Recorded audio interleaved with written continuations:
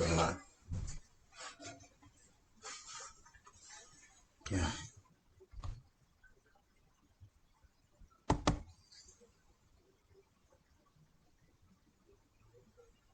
Hi guys. We're live now.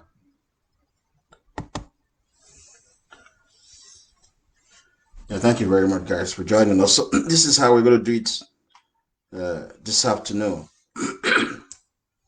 Now we're gonna sing the Yoruba national anthem. As you all know that this is what we do before the beginning of my speeches. And we're gonna do that, and shortly after that we will observe a 2 minute silence in respect of the 16,000 Yoruba that were murdered between 1998 in 1993 and 1998. And then thereafter, I'm going to speak on June 12th, the psychology of terror. Cheers, guys.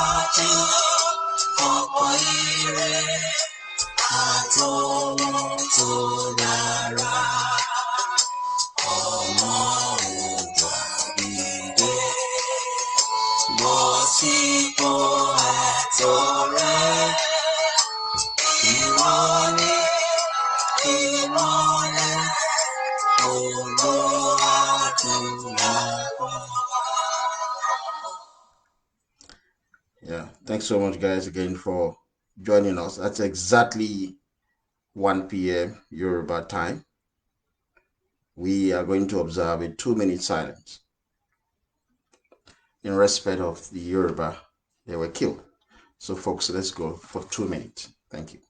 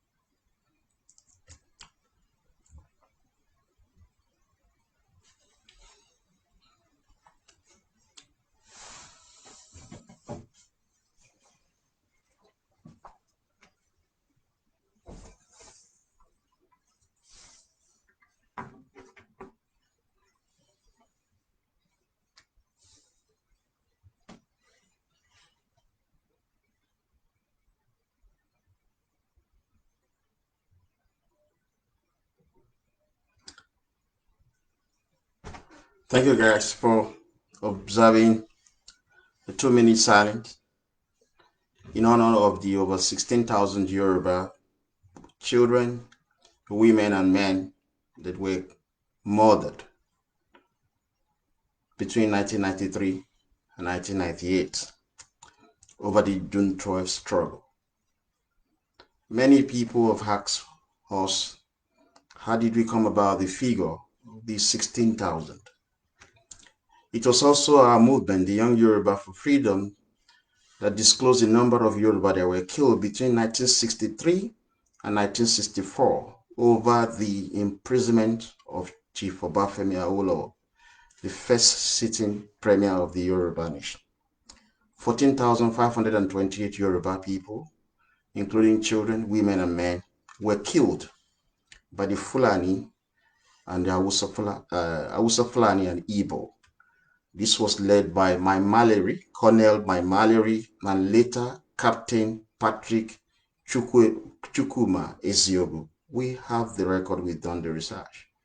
The former governor of Osun State, Chief Bisi Akande, wrote an address shortly after he was rigged out of power in 2003. He delivered his address in America to a group of Yoruba people, where he gave specific details of the numbers of people who were injured, the number of properties destroyed, and from where we factor in the number of deaths.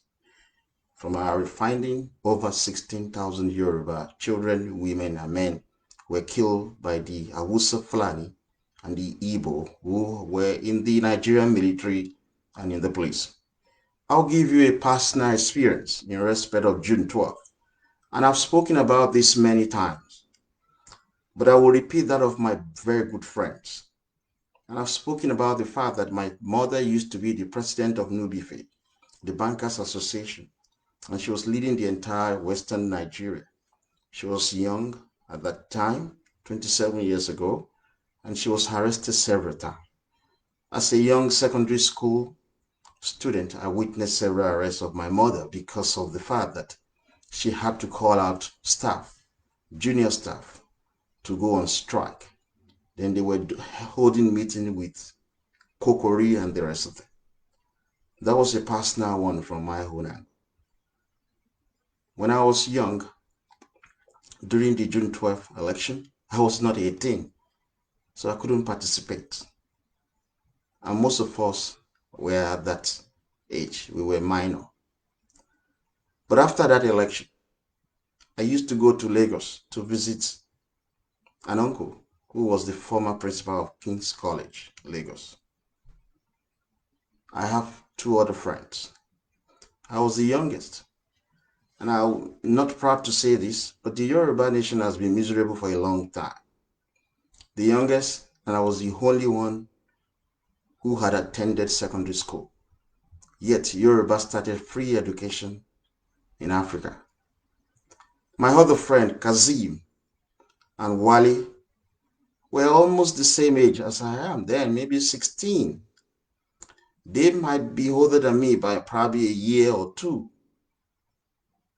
Kazim was working as a dispensing optician because that was the job his father was doing. So his father had rented a space from my uncle, and I was living with my uncle. So I'd come to Lagos on holiday. From meeting with Kazim, we became friends. Then Kazim had another friend, Wale. Wale is also very young. He had traveled all the way from Ondo State to make two ends meet, a young man. He was not in secondary school. So he ended up to be bus conductor.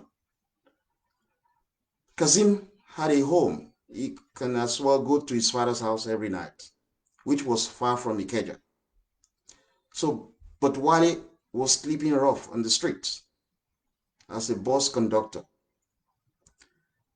That shows to you that Yoruba nation has degenerated a long time. It is not today. But I was privileged than these other two because my uncle had an accommodation in Ikeja and I was living at the boys' quarter. So every night, these two other friends would join me and we would share my boys' quarter.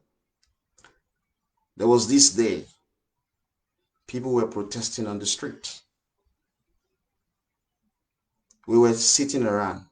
We were not participating. We were very young. We were minor, to say. We were not 18. If anyone would be 18, it would be Wale. We were minor. So we sat in public space. Then we had the noise. Nobody calls Fulani during June 12 struggle. They are not called Fulani. You don't know. During our times, the Fulani were called Gambari. During our parents' times, they were called Godo. That was what we called them when we were young. Now, people were rushing saying the Godo are coming. These are Fulani people with police vehicle, military vehicle coming. We were just observing what was going on. We sat down. These people came in. There were street protests, people calling for the announcement of Abiola as the president, people calling for Abiola to be released. And there and then, the police shot several people. We lost Wally. He died. This is a very painful thing to observe as a young child, a minor. He was shot. It was a stray bullet that got into him. Myself and Kazim were part of those who were arrested by this Godo, the Fulani, who controls the military and the police in Yoruba land as at that time. We were beaten point blank. Many people were asked to roll on dirty water. We counted more than 24 dead bodies. We were minor. Folks, this was a war. Then my mother came, she took me to a hospital, St. Lawrence Hospital, Mokola, if I'm right, yeah, Mokola in Ibadan. Many people who are in Ibadan will know this place. I was rushed there, blood everywhere in my head. I was a minor. This is my own personal experience as regards June 12, where we lost 16,000 souls, simply because a Yoruba citizen won an election, and the Igbo and the Fulani annulled that election. Folks, 3 years ago, I wrote this book, The Commonwealth of the Yoruba Kingdom. In one of the chapters, I titled it, Politics of Fear, Living Together with the Enemies in the Face of Fear. I was referring to Igbo people and Fulani people in that book that I wrote 3 years ago. But I would like to speak to my generation today. Our generation did not participate in the June 12 election of 1993. We were mostly minors. We were all under 18 years old. By law, we were unable to vote. That was 27 years ago today. Hope 93 was never a reality due to the negligence of our parents' generation. Our parent generation were cheated by the Hausa Fulani and the Igbo. They were cheated for one fundamental error. They had no access to gun. Fulani has access to gun, and with the backing of the Igbo in Yoruba land and in Nigeria, with the external support of the English establishment, Fulani were actually able to defeat us. We were defeated. So it was due to the negligence of our parent generation. To the young men and women who are watching me all across the world, in 3 years from now, that is 2023, our generation, a generation that was unable to vote in 1993, will kill to defend the civilization of Yoruba land. Our parents were killed. Several of them were killed. I'll read out some of the few names of the Yoruba that were killed. Several prominent Yoruba men and women during this June 12 struggle that lasted between 1993 to 1998. These Yoruba prominent people were either killed, imprisoned, or exiled by the Hausa Fulani, supported by the Igbo. You have someone like Bola Ahmed Tinubu that everybody style and refer to as Shiwaju today. He was chased out of Nigeria by the Fulani. With all due respect to this man, Ayo Adebanjo, that is leading the Afenifere Libra wing today. He was badly treated by Fulani. James Aluko as well. Bola Ige, he was arrested along with Adekunle Ajashin, Abraham Adesanya, Wole Soyinka. These people were treated very badly. Femi Falana, Gani Fahimi, they were either jailed or exiled. Kudirat Abiola, a woman and the wife of the winner of the June 12, 1993 presidential election, Abiola, she was assassinated by the Fulani. Senator Olabi Idurojai, and I was telling you about the story of my uncle when I used to go on holiday with him in Lagos. His number one friend and personal friend is Senator Olabi Idurojai. I attended Senator Olabi Idurojai's house on the day that he was arrested by Fulani. Who led that arrest of Senator Olabi Idurojai? The Nuru Ribadu that some young Yoruba were supporting to be president some years ago.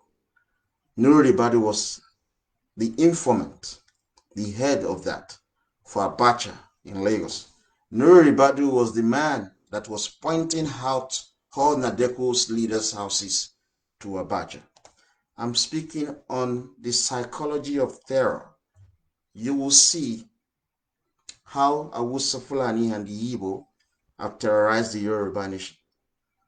Other prominent Yoruba that were either killed, in prison, or exile include Lamadeshina, Chief Bisi Akande, Olusegun Oshoba, Olusegun Olumilua. These are prominent Yoruba that were either killed, jailed, or exiled throughout this June 12 struggle. Folks, 16,000 others were killed. In 2023, it will be 30 years anniversary of the June 12 election. That will make it 30 years since the Yoruba nation has been under the current slavery of the minority Fulani, supported by the criminally minded Igbo. Let me remind the young Yoruba that are watching me, because I said to some of my friends and colleagues to allow young Yoruba to watch this video, so they will understand and appreciate why we need to defend our civilization with weapons. Because there is no amount of prayer, there is no amount of street protest that will guarantee your freedom and liberty without some element of violence. You will never be free if you think otherwise. In 2023, it will be 30 years since a Yoruba citizen was denied the presidency of Nigeria. In 2023, a conservative and a full-blooded Yoruba citizen in person of Tinubu must be president of Nigeria. Anything short of that is a declaration of war, and my generation will use chemical and biological weapons to defend Yoruba civilization. Because in 1825, when the minority Fulani attacked Yoruba land, they gave all our ancestors notice that they intended to occupy our land.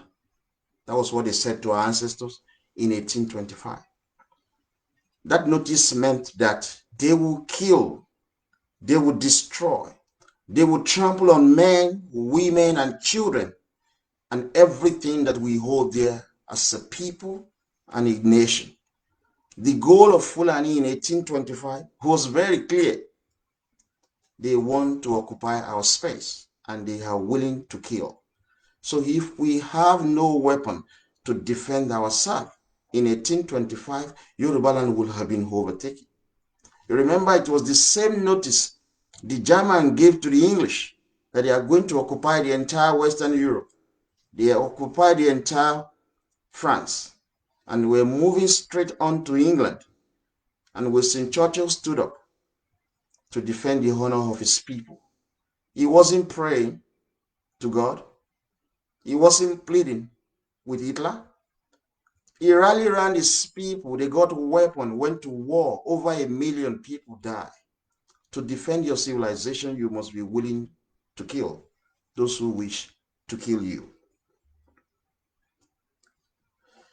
There was no negotiation in the state of mind of the Fulani in 1825. There was no bargaining deal. They told us that they are coming to occupy our space. Blood was on the card, and red was its color. But thank God for the fierce resistance of the Yoruba people. Rallying at Ibadan, we defeated the Fulani. People died fighting for this. Several Yoruba were killed to stop Fulani in 1825 from taking over our space. Shortly after that war, the English came in 1851. That was when they started the colonization of Yoruba land. They first took Lagos in what was called gunboat diplomacy. The English came not out of love for the Yoruba nation. They came to conquer our territory for mineral resources. They enslaved our people. Those who refused to be enslaved were killed. To defend your civilization, if you are willing to kill those who want to kill you, your land will be taken away from you. The actions of the English in 1851 when they came to Yoruba land was an imperialist push. They were pushing for more land. They were pushing for more territories to exploit minerals and other resources.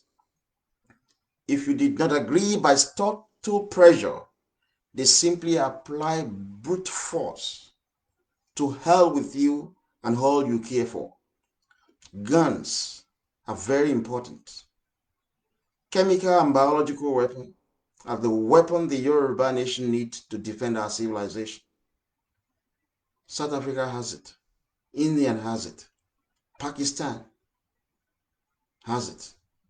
America has the same thing. Russia has the same thing. If you cannot defend your own civilization with weapons, your land is going to be taken away from you. Folks, why am I saying all of this?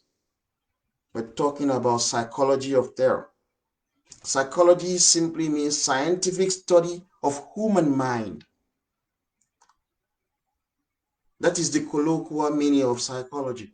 If you talk about politics, psychology in politics is the mental attitude of a person or a group of people. We will be looking at the mental attitude of Fulani towards the Yoruba in respect of what happened during June 12th. We'll be looking at the atrocity of the Igbo against the Yoruba people. I'm saying all of this to tell you one fundamental thing, young people that are watching us. Power does not give way to persuasion. That is what you don't understand. If Yoruba land must be like the United States of America,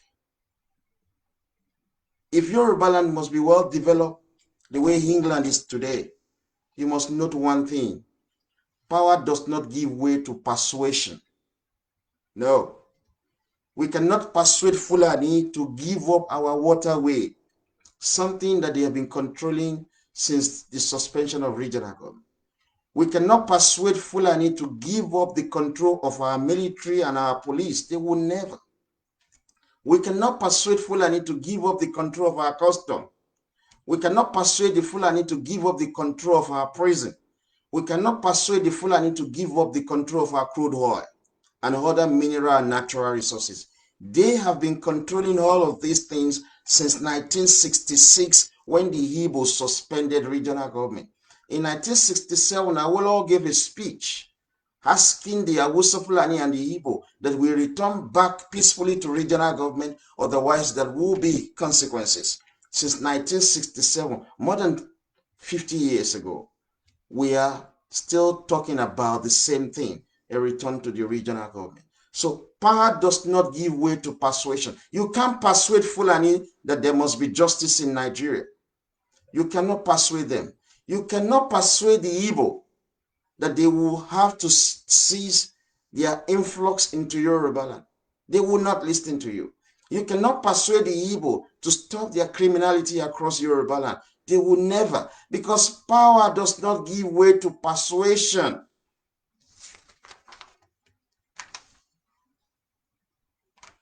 Power only succumbs to superior power. You want Fulani to stop ruling over you? You cannot negotiate that. You will have to go to war. The Fulani have been able to control Yoruba land. The Fulani have been able to control our wealth because of two factors: allies. They have the Igbo as their internal allies. Igbo have voted for them all of the election that we've had. They had the support of the English externally. So the English give them weapons. So they bring guns to us in Yoruba land and kill our leaders. If you speak, they will kill you or put you in prison. Power does not give way to persuasion. Fulani will not give up all of these things. We have to go to war. And we need the friendship of the United States of America. Fulani has the friendship of the English. The English are actually corrupt. The government in England is a corrupt government. It is stealing Yoruba wealth.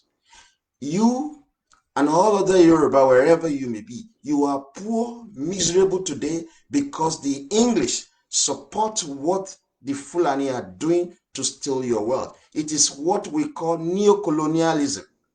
Previously, when we were colonized by the English, they physically sent in colonial officers from England who were English and white to control the police, the military, the prison, the ports, the customs, the taxes in Yoruba land. Under this new colonialism, which is called neo-colonialism, you cannot physically see the English white colonial officers in Yoruba land. They support minority Fulani. So what you see is Fulani controlling your wealth, and Fulani gives return to English. That is why you are poor and miserable Yoruba people. Power does not give way to persuasion. You can never persuade Fulani that we go back to regional government. We have to go to war. So to the young Yoruba, our generation did not participate in the 1993 election because we were minor. We were under 18, and by law, we could not vote. But we of this generation, we will kill to defend Yoruba civilization, because 16,000 Yoruba were wasted between 1993 and 1998 simply because a Yoruba citizen won the presidency of Nigeria, and we were denied.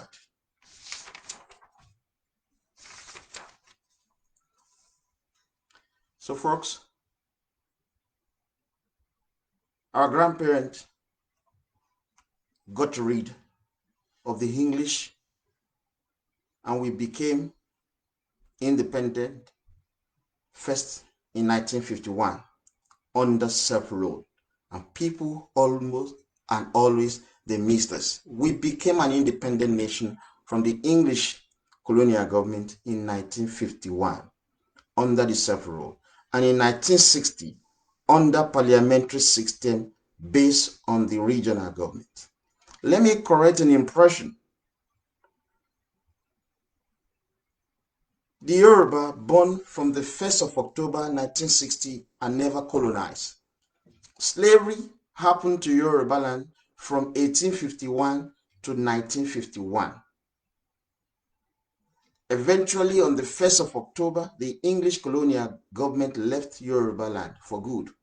So those of us that were born after the 1st of October 1960, we were never enslaved. I was never enslaved. So I cannot see my contemporary who is an English and consider him to be superior than I am. He is not.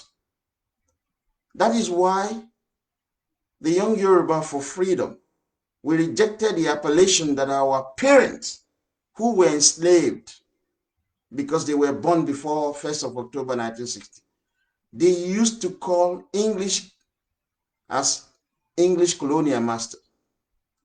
Although they use the word British, we changed it because we identified the fact that our major problem is actually English people, not Scottish people, not Welsh people, not Northern Irish people. It is the English that are the major problem of the Yoruba nation outside Nigeria.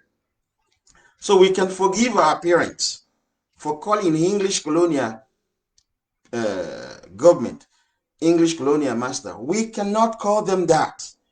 What they have done to us from 1851 to 1951 was actually terrorism.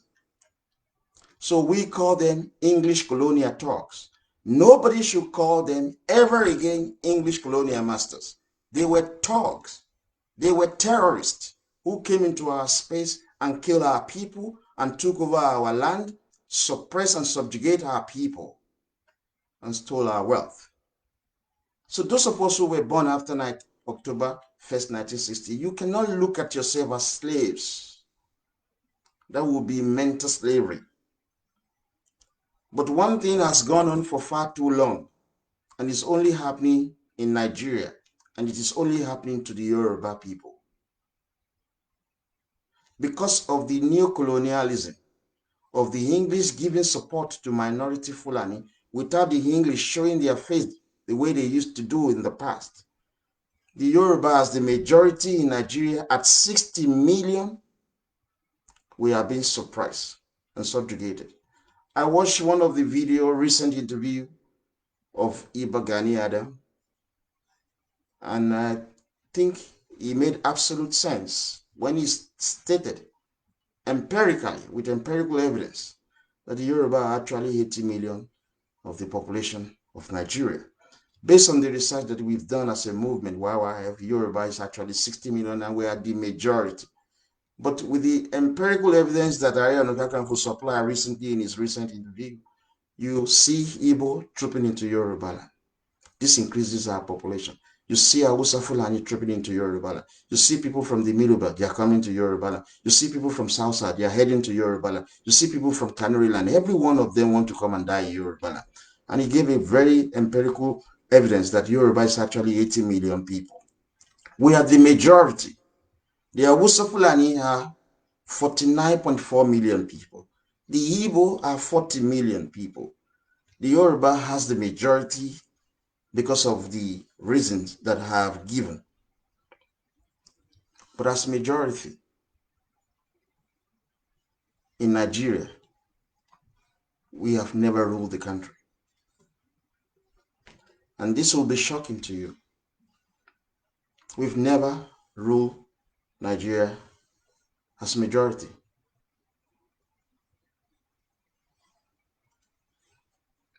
We've never ruled. And it is happening to the Yoruba nation only across Africa. Let us look at the head of state of Nigeria from 1960 till present.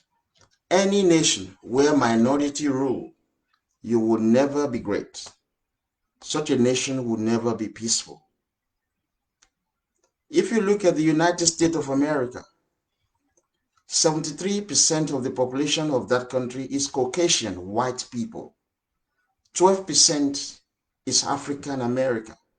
Imagine if you put the presidency of the United States of America in the hand of the minority African American, for them to control the presidency, to control the US Congress, to control the US Senate, to control the US judiciary, to control the US military, to control the US police, to control all government ministries, departments, and agencies in the United States as minority. They will kill a lot of white people and they would suppress the white people. You will never see greatness in America the moment you allow black people to rule because they are minorities. In every society, majority rule, but minority rights are always respected. The exception is Yoruba. That is the cause our generation has been born to carry it out. If you look at the United Kingdom, 84% of its population is English. 8.4% is Scottish. Wales is around 4%. Northern Ireland is around 3 point something percent. You can never, you will hardly find Scottish in control of government in the United Kingdom, in control of the House of Commons, in control of the House of Lords, in control of the military, in control of the police, in control of government, ministry, department, and agency in the United Kingdom. It will never happen. Because if you allow Scottish minority to rule in the United Kingdom, they will give autonomy to Northern Ireland to be part of the Republic of Ireland. The Scotland as a whole will have a referendum and break out of the United Kingdom. It will only be left with England and perhaps Wales. So there's no way minority rule. I'm speaking on June 12th, the psychology of terror. You will see the Yoruba missed it greatly because we allow minority to rule. That is why MK Abiola was killed. Abiola was a Yoruba citizen who won the presidential election of 1993. He came from the majority ethnic group in Nigeria, but he was summarily arrested, imprisoned indefinitely, and then assassinated by minority Fulani supported by the Igbo. When you allow minority to rule, they destroy the majority. That is why the Yoruba nation has been so destroyed today. Let us look at the head of states of Nigeria from 1960, and you will see the repercussion of allowing minority to rule. Number one is Balewa. He was the prime minister of Nigeria from 1960 to 1966. Balewa was a Fulani man. Fulani are minority. They are less than 6% of the population of Nigeria, when Yoruba is over 60 million, the majority ethnic group, but minority Fulani became prime minister. The second head of state of Nigeria was Aguiyi Ironsi, an Igbo. He held power from January 1966 to July 1966. Igbo are minority as compared to Yoruba nation. While Yoruba is 60 million, Igbo are 40 million. They ought not to be president of Nigeria. You can't try that in the United Kingdom for Scottish to be ruling over the English as prime minister. It will never happen. This third head of government of Nigeria is Gowon. Yakubu Gowon held power from 1966 to 1975. Yakubu Gowon comes from the minority ethnic group called Angas. The population of Angas as at 2019 is only 200,000 people, and this guy became the head of state of Nigeria when Yoruba is 60 million. Minority ruling over majority. That is the reason they easily assassinated Abiola. They killed his wife, nothing happened. When you give power to the minority, they will destroy you, the majority. So it is unfortunate that many people see my generation as ruthless. When you have allowed 2 generations before us to be wasted in the name of street protest, we must channel a new course of action, and we must work to change the course of history and embrace organized violence. We have seen how the generation before us have been killed because they went onto the street and were protesting with placard with their fists. We cannot fall victim. We cannot go onto the street when Fulani controls the military, when Fulani controls the police, when Fulani controls the presidency, and these are minority. I've challenged people who are watching me, particularly young folks. Imagine African America controlling the government of the United States. They will kill a lot of white people. Minority always destroy society. They don't build it. When you have majority ruling, they will influence this decision of the larger society towards growth and development. But when you give power to the minority, they will work solely to suppress the majority group. We will change the course of history, but we will use violence to do this. We will use violence to do this, folks.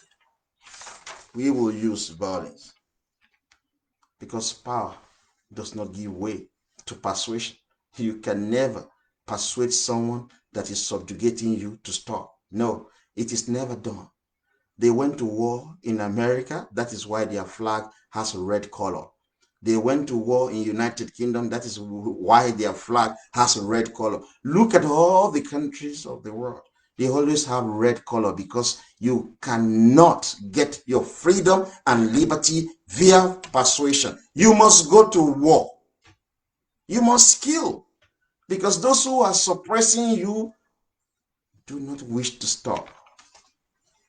So if you look at the fourth head of state of Nigeria, Murtala Muhammad, he was in power from 1975 to 1976. He was a Fulani man, minority. In case you do not know these guys, it was Murtala Muhammad, through decree, I've forgotten the number of the decree, in 1975 that took away our port in Lagos and gave it to the federal government. We are going to take back your port from you, but it will be via organized violence. You think Fulani will give up the port back to the Yoruba? No. If we don't use organized violence, you and I, this is what I will plan to say to young people who are watching me. If my generation refuses to fight and free Yoruba land, your generation will have to do the fighting. It will be failure on our generation if we fail to protect the interest and welfare of our children. Our children need not to go to war. They don't have to go to war. Our parent generation messed up. They allow Fulani to suppress and subjugate the Yoruba nation. If we fail to fight now, young people watching me, it will be your generation that will be doing what we are doing. So you have to support our public cause of action.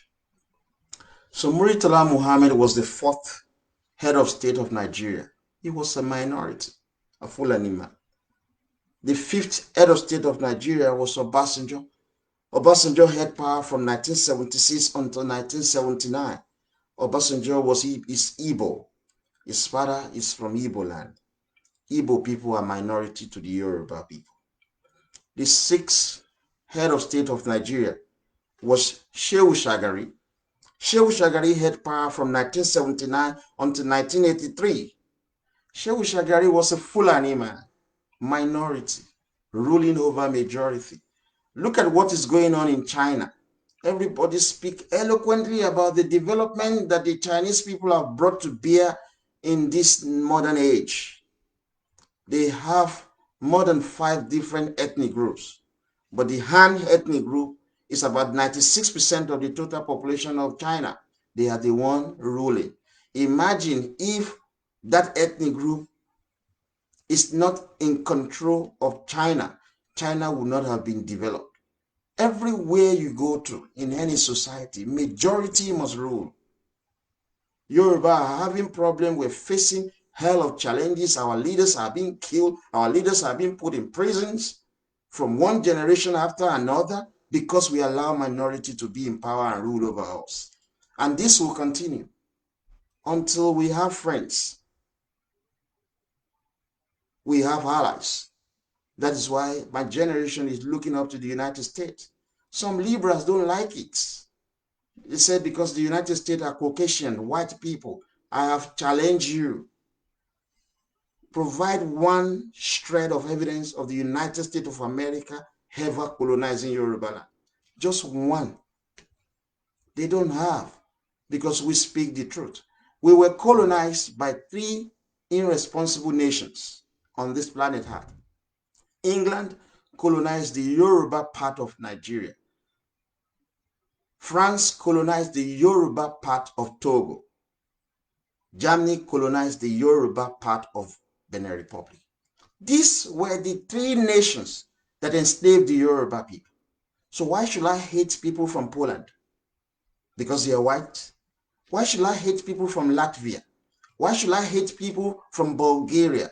Why should I hate people from Greece? Why should I disagree with people from Russia? Because they have white skin, right? No, this is not how a rational human being thinks. So I'm not going to condemn the Caucasian because some of you like African American. When we had problem over June 12th, Bill Clinton commissioned Louis Farrakhan, a black man, an African American, to come and mediate in the problem we Yoruba are having with the Hausa Fulani. Louis Farrakhan was paid $5 million by Abacha. When he got back to America, he said that America should not interfere in the affairs of Nigeria that they can resolve their differences. You're asking me to rely on African America because they have black skin? You're asking me to be friendly with people because of skin color? No, I choose my friends based on self-interest. Susan Rice was part of the people who came to poison MKO Abiola. She's black, African American. In as much as we would like to condemn people because of the actions of others, we have to be reasonable in the way and manner we deal with issue. People want us to hate every white people. When we had problem over June 12, the people in Scandinavia were the people providing help to the Yoruba nation, not people from Ghana, not people from South Africa, not people from Zimbabwe, not people from Kenya, people from Scandinavia. When we went to war with the English in 1851, we were sold weapons by the Portuguese, white people, to kill the English, who supported the English. Hausa Fulani with black skin, black people from Ghana, black people from Sierra Leone. You can't teach us what we have perfect understanding of. One thing that the Yoruba nation has missed for far too long is to continue to undermine the essence of allies.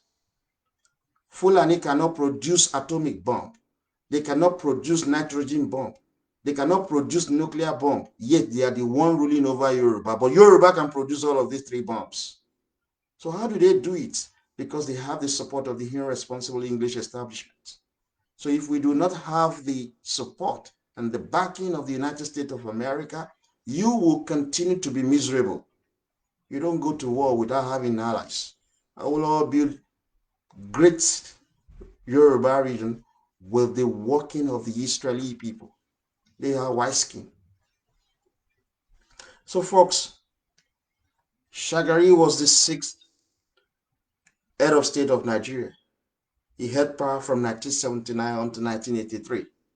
He was a Fulani man, minority ruling over the majority. He messed up our life a lot. In all of these that I've mentioned, all of these head of state of Nigeria, Igbo are always their allies. Igbo people. They are always in support of these people. Buhari was the 7th head of state of Nigeria. He came in 1983 and left in 1985. He's a Fulani man, minority, ruling us. Allow minority African America to prevail in America, to rule over white. Come and see how that country will turn out. It will be a shithole. It's not a joke. Fulani have practicalized it. Allow Scottish minority to rule and prevail over English in United Kingdom. United Kingdom will be horrible space to live in. Minority don't rule. They don't rule. You always respect their right, but they do not rule in a multicultural society. The 8th head of government we've had in Nigeria is Badamasi Babangida. And we are going to shock you now with the statement that we're going to make about Babangida. Because one thing that we've done as a movement, the Young Yoruba for Freedom, is that we speak truth to power. We don't do propaganda. We speak nothing but the truth. And everybody says that Babangida is Yoruba because of his name, Badamasi. He's not. People say that Babangida is a Gwari man because he lives in Niger State, because he was born in Mina. No, Babangida is actually a Hausa man. Now we're shocking you. We're shocking you. He is a thoroughbred and self-identified Hausa man. He is not Gwari, he's not Yoruba. That was the first Hausa to be the head of state of Nigeria. Those who say that Hausa have never had power. So I'm going to challenge the Yoruba Libre. Dispute what we've stated about Babangida. He's not from Gwari, he's a Hausa man. The 9th head of states that we have had in Nigeria is Ernest Shonekan, a Yoruba citizen. Ernest Shonekan was head of state from 26th of August to November 17, 1993. He was there for less than 3 months. He was appointed by Babangida he was not elected. It was after Babangida and other Hausa Fulani announced the election of MK Abiola that they brought in Shonekan to power. He was only there for 3 months before he was removed. The number 10 head of states that we've had in Nigeria is Abacha. Abacha was the head of state from 1993 to 1998. Abacha is Kanuri. It's actually half Fulani, half Kanuri. Abacha paternal grandmother was a Kanuri woman. Kanuri people are 7 million people, when Yoruba is 60 million. So you see minority ruling over majority, they will mess up the civilization of the majority people that we are. The number 11 head of state we've had in Nigeria is Abdulsalam Abubakar. Abdulsalam Abubakar had power from 1998 to 1999. Abdulsalam Abubakar is a Hausa man. It's not Gwari. It's not Nupe. It's the second Hausa to be head of state of Nigeria. If we live in a reasonable society, Abdulsalam Abubakar should be in prison, serving prison sentence for the assassination of MKO Abiola. Abdulsalam Abubakar, after the death of Abacha, he had a meeting with Abiola. Abiola said that he wanted to be president. He was in prison. Abiola said he would not renounce his mandate. Then Abdulsalam Abubakar came to England to meet with the English establishment, then headed by John Major. He told them that Abiola would not renounce his mandate, and the only option is to assassinate him. John Major approved the assassination of MKO Abiola, but the people in England would not make such a serious decision without the United States. If they dare it, there will be consequences. So they went to the United States and met with Bill Clinton. Bill Clinton was the then president of the United States under the Democratic Party. He approved the assassination of MKO Abiola. That's why we keep saying to Yoruba who lives in America, don't be foolish. The Republican Party are better than the Democratic Party. Whenever the Democratic Party are in power in America, trace the history of what will happen to Yoruba nation. Evidence abound. 1962, when Awolowo was arrested, put under house arrest, the Democrats were in power. When he was jailed 10 years in 1963, the Democrats were in power. Look at the case of June 12. The Democrats were in power. When we had regional government, everything was rosy for the Yoruba nation. The Republicans were in power. When Obasanjo rigged the election across all the Yoruba state and he couldn't rig Lagos, the Republicans were in power. So whenever the Republicans were in power, we are always having it so good in Yoruba land. So it would be unreasonable for any Yoruba citizen who can vote in America to say they want to vote for the Democratic Party. They hate black people. They have just learned to hide their true identity. I don't call anybody racist because I don't believe that anyone is racist, because we're all practicing self-preservation. But the Democratic Party is a wicked political party in the United States of America, and no Yoruba should support that party. So this man should be in prison, Abdulsalam Abubakar, because he assassinated MKO Abiola. You know, Abdulsalam Abubakar did not assassinate MKO Abiola without the permission and consent of Obasanjo. He met with Obasanjo in prison and he said to Obasanjo that, look, he has the support of the United States of America, he has the support of England to kill MKO Abiola, and that he will be president. Obasanjo agreed to that in principle.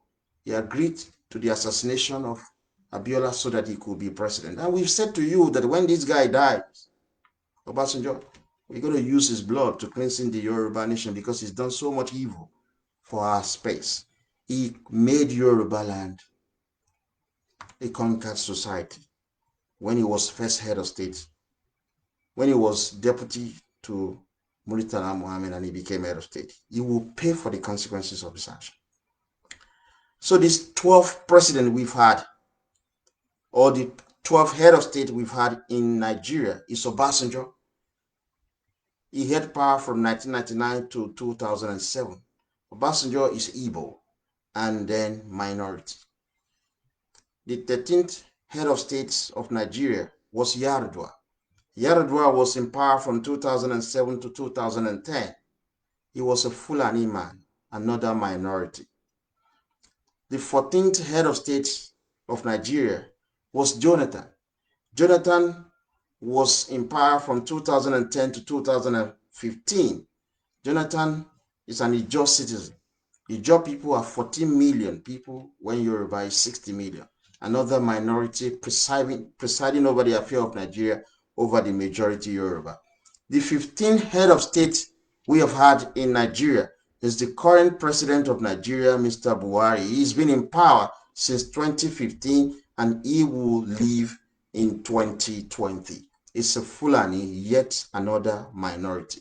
Folks, since 1960, the minority have been ruling over the majority Yoruba. Imagine for a second that the African American minority ruling over white people in America. What is currently happening to Yoruba will be the case for the majority white. Imagine if the Scottish are the people ruling over the United Kingdom, over majority English. What is happening to Yoruba will be happening to the English. It is because minority rule over us in Nigeria. That is why somebody of the caliber of MKO Abiola won a presidential election. He was arrested after his election was annulled by minority Fulani. He was put in prison. His wife was assassinated. He himself was killed. If that is the case to the Caucasian in America, African America would have assassinated President Trump when he was elected. If black people were the one controlling America and President Trump was then elected, it would be like Abiola. He would have been arrested and killed. But one good thing that the Caucasian in America are better off than us is that they will fight with tooth and nail. They will never be complacent like the Yoruba people. In 1963 to 1964, 14,528 Yoruba women, children, and men were killed. We did nothing. That was why the minority Fulani supported by the Igbo repeated the same atrocity between 1993 and 1998 and killed 16,000 Yoruba people simply because they were on the street protesting. And everybody says Black Lives Matters. Who helped the Yoruba nation in 1993 when we were being killed by minority Fulani? Nobody helped us. No one. I will challenge the young Yoruba who are watching. Name one Igbo political leader ever to be arrested and put in prison by Yoruba people. None. Name one Igbo political leader ever to be killed by Yoruba people. None. Name one Igbo political leader whose wife was assassinated by Yoruba people. None. Name one Hausa Fulani leader who was imprisoned by Yoruba people. None. Name one Hausa Fulani leader who was assassinated by Yoruba people. None. Name one Hausa Fulani leaders whose wife was killed by Yoruba people. None. But they do this to your home people and you never raise a finger to defend your civilization. It is because of the high level of intermarriages that we have across Yoruba land. That is why we have growing liberalism. People cannot speak with one voice. That was why Abiola was killed like a chicken. Nothing happened. Tell the African America to try and kill President Trump if white people will not kill them on an industrial scale. Challenge the Scottish to kill Boris Johnson and English if the English will not kill the Scottish. English and Scottish fought war for 300 years, in case you don't know. But it is only Yoruba people that your leaders will be killed, in prison. You do nothing. You're foolish people. But you want to go to America and live here saying Black Lives Matters? When Fulani police have been killing Yoruba people in Yoruba land, what did you do? Fulani police will go into our tertiary institution and arrest Yoruba students and allege that they are fraudsters put them in prison. What did you do? But you are shouting Black Lives Matters in the United States of America. Right. Igbo criminals will troop into Yoruba land. They say they want to come and Ozu. They will kill Yoruba like chicken. So Yoruba life does not matter to you. But you can shout and support Black Lives Matters, idiot. MK Abiola won a presidential election. He was killed like a common criminal. His life does not matter to you. And people who kill him are still the one in the presidency today because they have the backing of the irresponsible English establishment. In 2017, I was the one under YYF that started a campaign that we will expel a lot of English national from Yoruba land. People think we're making a joke. You will know the power, the enormous wealth in Yoruba land when we will expel English. And we are smart. We expel this English citizen in Yoruba land and we nationalize their businesses. We bring in our friends from America to replace them. We bring in our friends from Israel to replace them. We bring in our friends from France and Germany to replace them. We bring in our friends from Portugal to replace them. We bring in our friends from Brazil. We don't want to be friendly with English who are supporting minority to rule over us. So folks, MKO Abiola that we are celebrating today was killed because minorities were ruling over the majority Yoruba. Our civilization will continue to go down.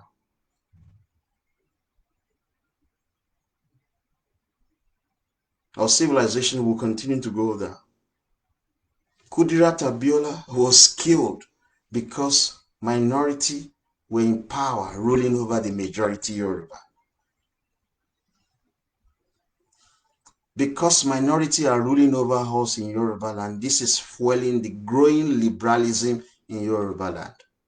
And people say that Yoruba people, oh, this is how they put it. Hausa Fulani are very cooperative. They protect each other. Yeah. Take the power of the presidency away from them and give it to conservative Yoruba, if Yoruba will not be cooperative. This is what we are trying to expose to the stupid Yoruba liberals who are in PDP. They were in power for 16 years. They never spoke out against the unitary system. They never spoke out in favor of the Oduduwa Republic. But the moment they lost power in 2015, they started all manners of groups. Yoruba World Congress, Yoruba Koya, and this shit group. And they said they want to do a republic. These are all PDP supporters. But when they were in power for 16 years, they did not.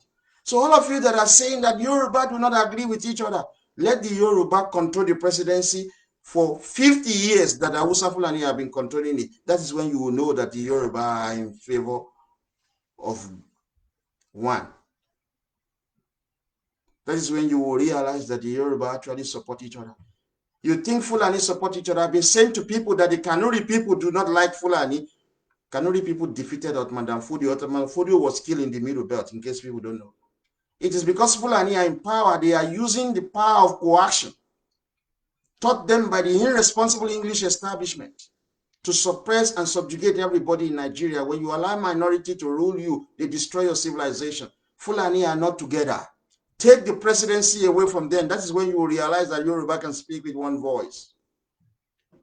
All these horrible Yoruba PDP that are looking for money, if you have common sense, you will appreciate that when Tinubu becomes president, all you need is money, and it's going to give you the enabling environment to make a lot of money and live a good life, rather than you to look up to Atiku to give you money. Stupid people.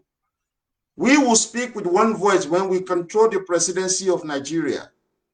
It is because Fulani are in control of the presidency of Nigeria, that is what gives you the impression that they speak in one voice. If Tinubu is the president of Nigeria, I can assure you a lot of Fulani emirs are going to be removed, replaced by Hausa people. That is when you will know that Hausa and Fulani are not one and the same. It is the power of the presidency that the Fulani are using to suppress you. That was why they killed MKO Abiola, because we allow minority to rule. Put a Yoruba conservative as the president of Nigeria, or the governor from Hausa Fulani land will be Hausa people. That is their space. Put a Yoruba as the president of Nigeria. All the emirs in Hausa Fulani land will be replaced by Hausa people. All the emirs who are Fulani. Put a Yoruba there.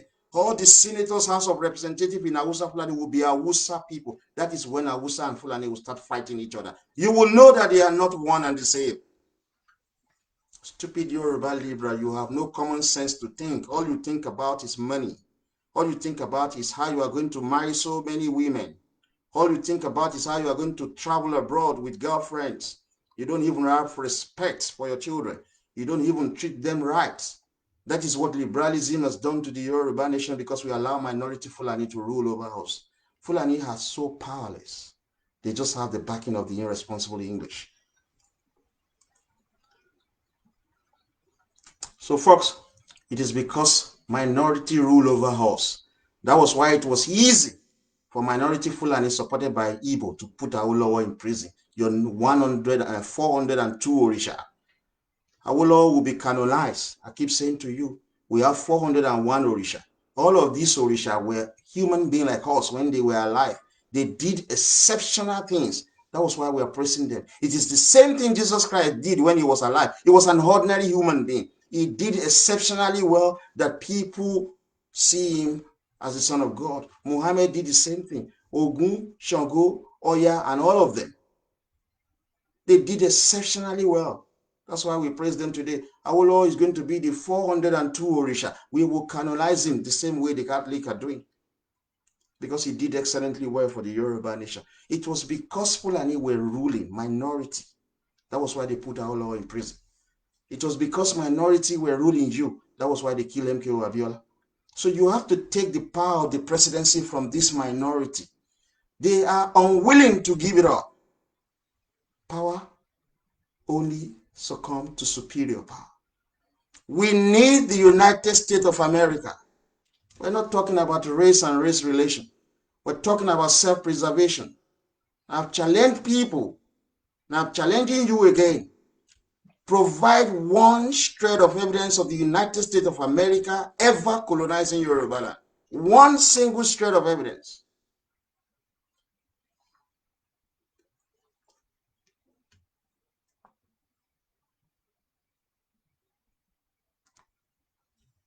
When you allow minority to rule over you, you will never be great majority. And unfortunately, we are the majority. We will take power.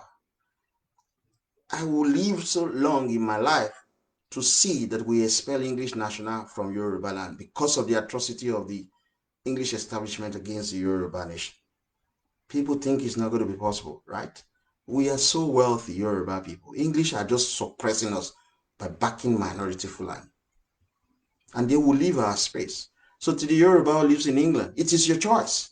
But as a politician that I am, a conservative politician, I am not very happy to see Yoruba with Bachelor of Science degree, Masters of Science degree, with PhD in England, doing care work,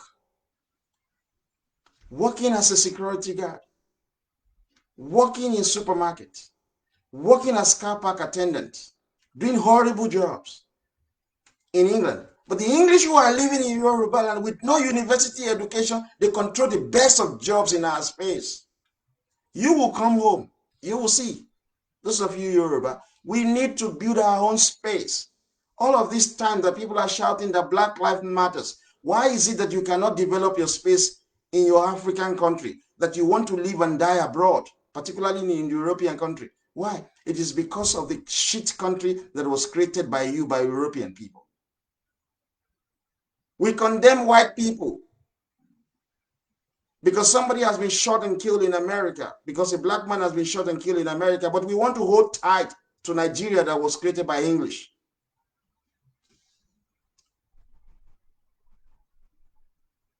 Is that reasonable? Look at Gran Colombia. It was created by the Spanish colonial Turks. But after independence, they left, they broke up that country. Look at the whole Indian. It was created by the English colonial Turks, but after the English left, they broke up that country into 3 different nations. But all across Africa, all these horrible countries created by European people for you, You are holding tight to them, yet you say Black Lives Matters. You are hating on white people, but you want to hold on to the identity of Nigerians that they are giving you. Are you the one who gave them the identity of British in the United Kingdom? You think you can pick and choose what you believe or what you do? I'm not going to hate white people. As a matter of fact, I have great respect for people who have been able to build their own nation. They have shown to the world that they have the imagination, they have the ingenuity, they have the skill and wherewithal to build a viral society. How come that we cannot build that in all across African countries?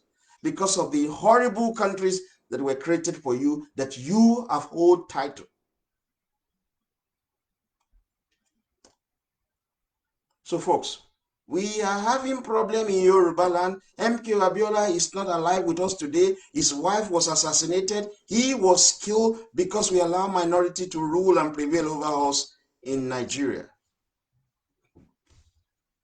So in 1955, 4 years after the Yoruba self-rule began, the Yoruba in Ilorin division and Kaba division,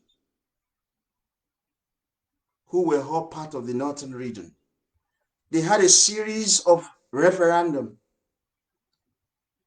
They voted in their town council, district council.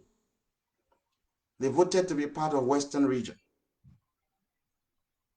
The outcome of the result of that referendum was passed down by the English colonial government to the coalition government of Balewa, a Fulani man, minority, and Zik, an Igbo man, minority. The result of the Yoruba who were in Ilorin division and Kaba division, because these two divisions were part of northern region. And the Yoruba there said, no, we're not from the north. We are Yoruba. We want to be part of Western region. They voted in 1955. The result of that election was given to Balewa, a Fulani man, who was the prime minister, supported by Zik, who was the governor general. What happened to that election result? This minority canceled that. They did not recognize it because we Yoruba allow minority to lead Nigeria when we ought to be president. If the Yoruba people were in charge of the federal government after the referendum in Ilorin and Kaba division were conducted, Ilorin, which is today Kwara State, and Kaba division, which is today Kogi State, will have been part of the Western region. But today, 2020, Ilorin, Kwara State, and Kaba, Kogi State are still part of Northern region. When you allow minority to rule over you, they destroy your civilization. When you allow minority to rule over you, they kill your leaders. When you allow minority to rule over you, they destroy you. This is what has gone on for far too long in Yoruba land. Without force, without organized violence, we will never be free as a people. If our generation failed to fight, our children's generation would do the same thing that we are doing today.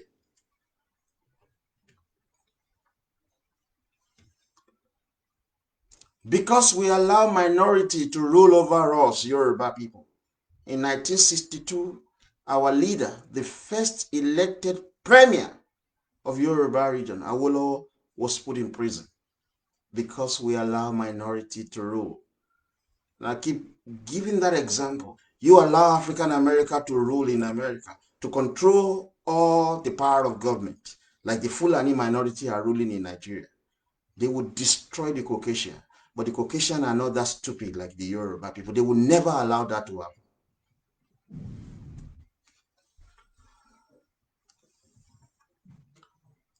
On September 22nd, 1962, Awolowo was placed under house arrested by minority Fulani. Yoruba were the majority. You allow minority to be prime minister. In June 1963, Balewa, a Fulani minority, supported by Zik and Igbo, separated Bini, Ishakiri, Urobo, and Western Ijaw from the Western region of Nigeria. You see what I just said? In 1955, the Yoruba in Ilorin and the Yoruba in Kaba divisions voted to be part of Western region, where you have Yoruba people in Nigeria. Zik and Balewa, minority, because they were the one ruling, they refused these people to be part of Western region. But in Western region, there are some non-Yoruba people like Bini and Western Ijaw. They were removed from Western region and given their own separate region called Midwest. But the Yoruba in Ilorin, the Yoruba in Kaba, were not allowed to be part of the Western region. When you allow minority to rule over you, they destroy you. You don't allow minority to be president of a nation.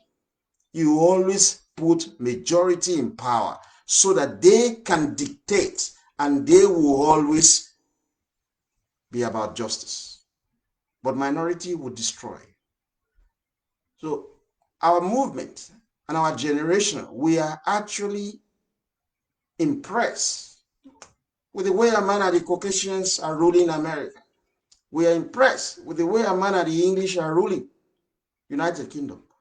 In a country that is multicultural, that means you have more than two nations or more than two races in one country. In such a country, it is the race or the ethnic group with the majority population and the economic backbone that have always been president or prime minister. If you are majority and you don't have the economic power, I'm going to speak about the economic power, you can never be successful. That's why the Caucasian are successful today in America. The English are successful today in United Kingdom. The Yoruba, we are the majority. We are also the economic power. We ought to rule every other people in Nigeria, but we are being led by minority. That is why we are not successful. That is why the best of our brain are all over the world, wasting away.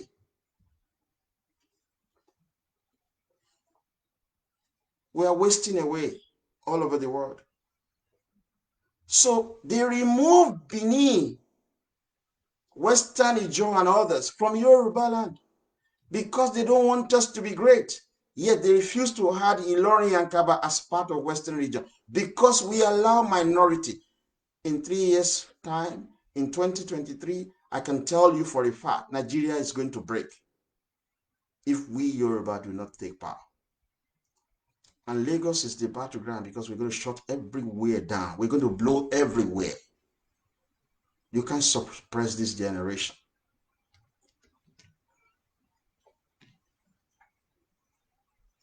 Let me say this to you, folks, which you know. Why we always speak nothing but the truth?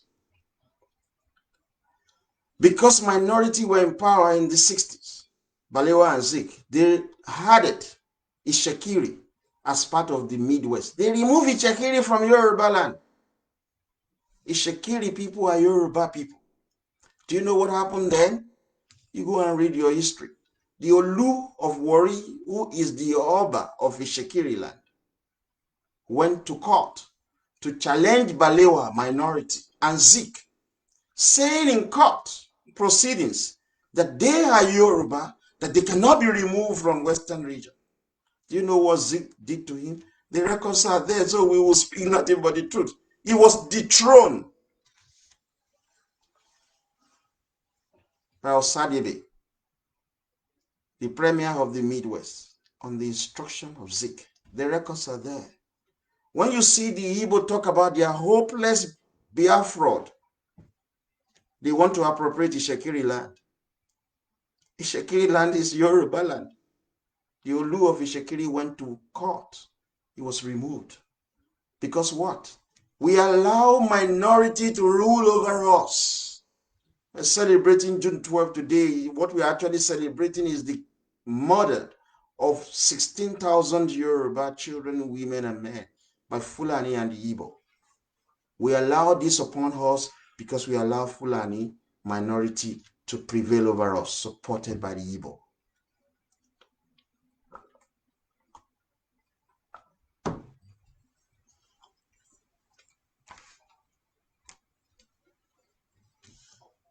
So you see that.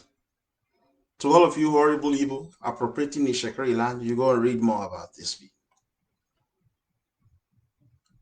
On September 1963, Awolowo and 21 other Yoruba leaders were sentenced to 10 years imprisonment for treason.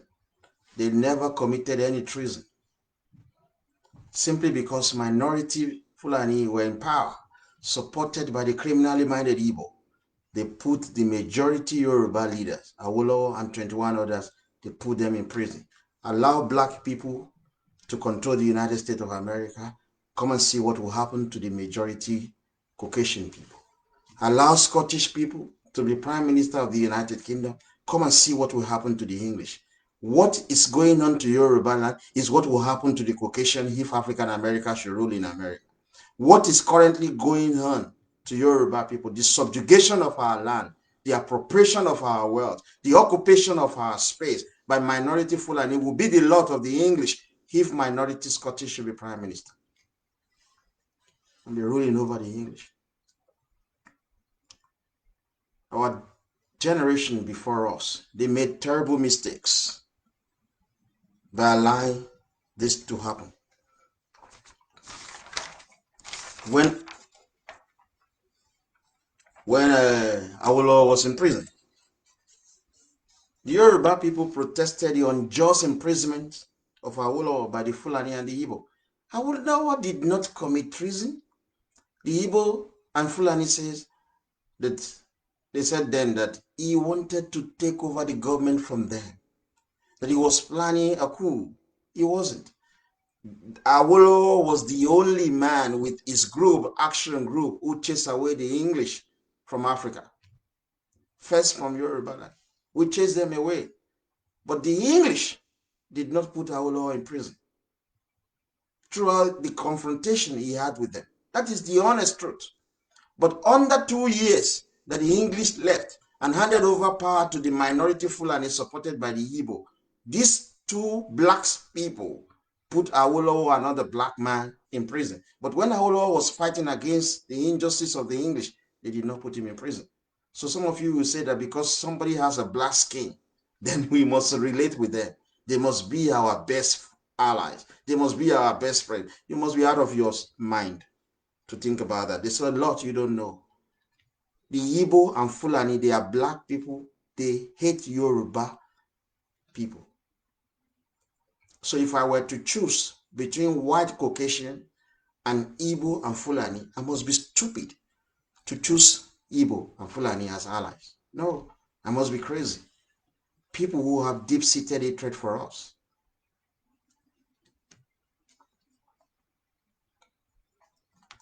During that protest between 1963 and 1964, that people were protesting against the imprisonment of Awolowo, Balewa, a Fulani minority, gave a shoot-at-sight order to the army and the police. There was a joint army and police formation. Who led that order? Who gave that order? Minority Fulani Balewa. Who led the order? It was Lieutenant Colonel Maimaleri, another Fulani. Because a state of emergency was declared on Yoruba land. Maimaleri led soldiers and army, and they were killing Yoruba. They were on the street protesting against the imprisonment of Awolowo. 14,528 Yoruba were killed because we allow minority to be the president of Nigeria. After Maimaleri had had enough of the killing of the Yoruba people, he handed the command to another man. Do you know the name of that guy? Captain Patrick Chukwuma Eziogu Anibo. He led the military and the police in Yoruba land, killing Yoruba people who were protesting against the 10 years imprisonment of Awolowo, the first elected Prime Minister of Oduduwa Republic, if you want to call that. It was called Western Region then. When you put minority in power, you will be destroyed majority. So 2023 is a war that we're already preparing, and we're going to use chemical and biological weapons. There's no contest about this, folks. That is the weapon of choice. What the police are trying to do to me in England is to suppress the agitation of violence that we are planning to use. But they've lost it. We will defeat them in their own space, in their own court, because I have enormous respect for their judiciary, even though their government is a shithole. They are the people destroying Yoruba land, the English establishment. We will prove to them that we are willing to expel English national from Yoruba land. They can go to Igbo land, they can go to Hausa Fulani land, but in Yoruba land, will make it very difficult for them to live. We cannot be washing toilet in their country, doing care work, doing security guard, and they control our crude oil. English. They control our foreign exchange market. They control our capital market. They control our financial services. They control our ports. No, we will not accept that. They do all of this with Fulani. This is what I explained to you. It's called neo-colonialism. Hausa Fulani and Igbo soldiers kill a lot of people. You're talking about June 12th today. You're talking about democracy today. People paid for it with their life. But do you appreciate that? You do not. There was no Hausa Fulani or Igbo who paid with their life for this democracy that we have in Nigeria. None of them paid for it. We paid with our life. Over 16,000 Yoruba were killed within 5 years. We will remember them and we're going to take the presidency from 2023. Believe you me, I personally would rather have the Caucasian come from America to manage my port in Lagos, to manage my waterways in Lagos, than to allow Fulani and Igbo to continue to control my space. They lack the human capital to make anything great. The Caucasians are extremely precocious people. They are so smart, so intelligent. They have shown to the world what they can do with the United States of America, with the civilization that they brought to bear. Fulani don't have such. Igbo don't have such. Why should they control us? People of lower civilization to us. The Caucasians have higher civilization than the Yoruba nation. That's a statement of fact. Look at their university education. Look at their health care. They've been to the moon. Look at their military. Look at their court system. Everything, they are better than us, Yoruba. You can't say no to that. You can't say we're lying. It is a statement of fact. Look at them, look at their country, you look at the United States and compare to the shithole we have in Yoruba land because our resources has been stolen by Fulani and Igbo. People that we are of higher civilization to, dominating us, minority ruling over us. We're going to end this in 3 years' time. It will come to an end because I can see war very clearly, very clearly. We can no longer be subjugated. We can no longer be suppressed.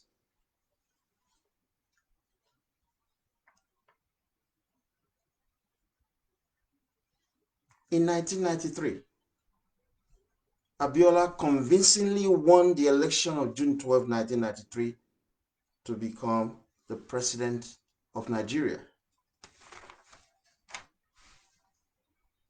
Fulani and the Igbo annulled the election. A minority Babangida, a Hausa man, cancelled that election of a Yoruba citizen. Majority. It is like President Trump winning his second term and African America annulled the election. President Trump is a Caucasian. The Caucasian are the majority in America. You think they are going to fold their hands? No. The white will went to war with the black. In America, that is it. Exact thing that happened in 1993. The minority Fulani annulled the election won by the majority Yoruba, and they suppressed us successfully because they had the backing of the irresponsible English establishment.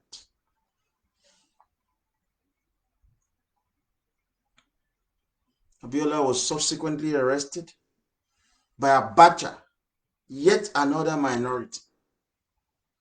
Abacha is half Kanuri, half Fulani. He arrested Abiola, a Yoruba citizen, the majority in Nigeria. He arrested him like a common criminal. Nothing happens. because we allow minority to rule in Nigeria. Whoever controls the presidency of Nigeria will dominate others. Why is it that they don't do zoning in America? Have you ever seen the African Americans saying that after President Trump has done his term, an African American should be made president? No, they don't do zoning. Have you ever heard of African Americans saying that because President Trump is white, his vice must be black? Have you ever heard of that? African Americans saying that because President Trump is white, an African American must be Speaker of the House of Representatives or the leader of the Senate.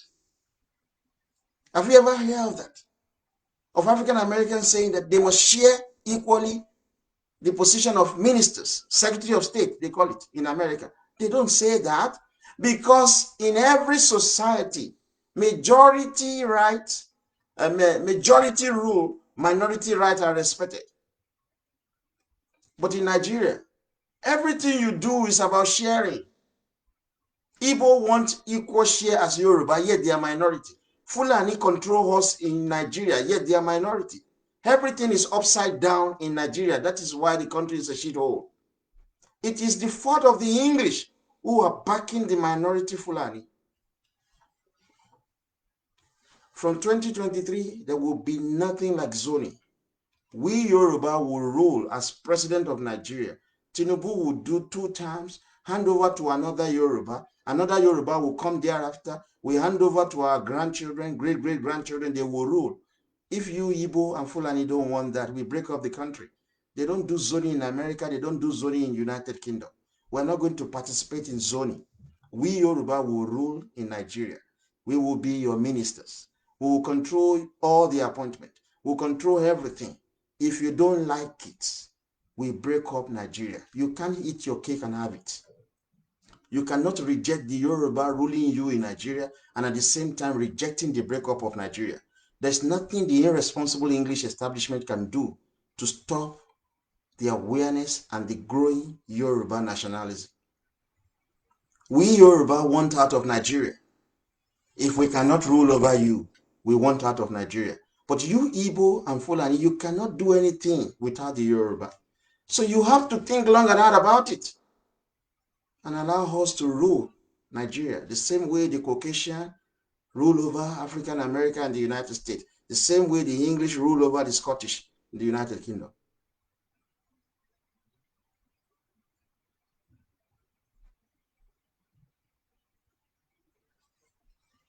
When Abiola election was announced, street protests followed. Told you earlier on. Several Yoruba were killed. And I've given you some of the names of the prominent Yoruba that were either killed, mined, or exiled. We have a problem again. What happened to Abiola in 1993 is knocking on our door. Because the minority were in power when Abiola won his election in 1993. He was arrested, his wife was killed, he himself was assassinated. So folks, if President Trump wins his second term in November this year, we are likely going to get Oduduwa Republic before he leaves office. Because every time the Republicans are in power in America, there is always great development, freedom and liberty in Yoruba land. Go and do your research is what we've done. So if President Trump secures his second term in November, Yoruba will be president of Nigeria in 2023 and we will be able to give you Oduduwa Republic. If the Democratic Party should by error of judgment wins the presidency in 2020 November, we fucked in Yoruba land because the democratic horrible people, they support Hausa Fulani. The democratic people are evil-minded people. You know, Libra are evil people. Very evil. They are never honest. They use propaganda on all of the things they do. So it's a dangerous game that we are in now, but there's a confidence for us because God Almighty is with us. A time comes when a generation will speak up. It will be the widest imagination of the people on planet Earth. What I'm doing from London, Nnamdi Kanu cannot do it. He cannot confront the horrible English establishment that are undermining the civilization of the Yoruba nation. Nnamdi Kanu can never call for the expulsion of English national in Igbo land because there are none. What we are doing, what our generation is doing, we are born to do this. It is our generation that will take Yoruba out of Nigeria. That's why we are saying to Yoruba Libra, if you are reasonable enough, you will see the hand of God in what is going on in Yoruba land today. We're going to be free, but we need the United States of America. We need the Republican Party. If we're to be free, you can never do it alone. When Hitler was overrunning the entire world, England couldn't do it alone. They went to America. Go and read the American Revolution.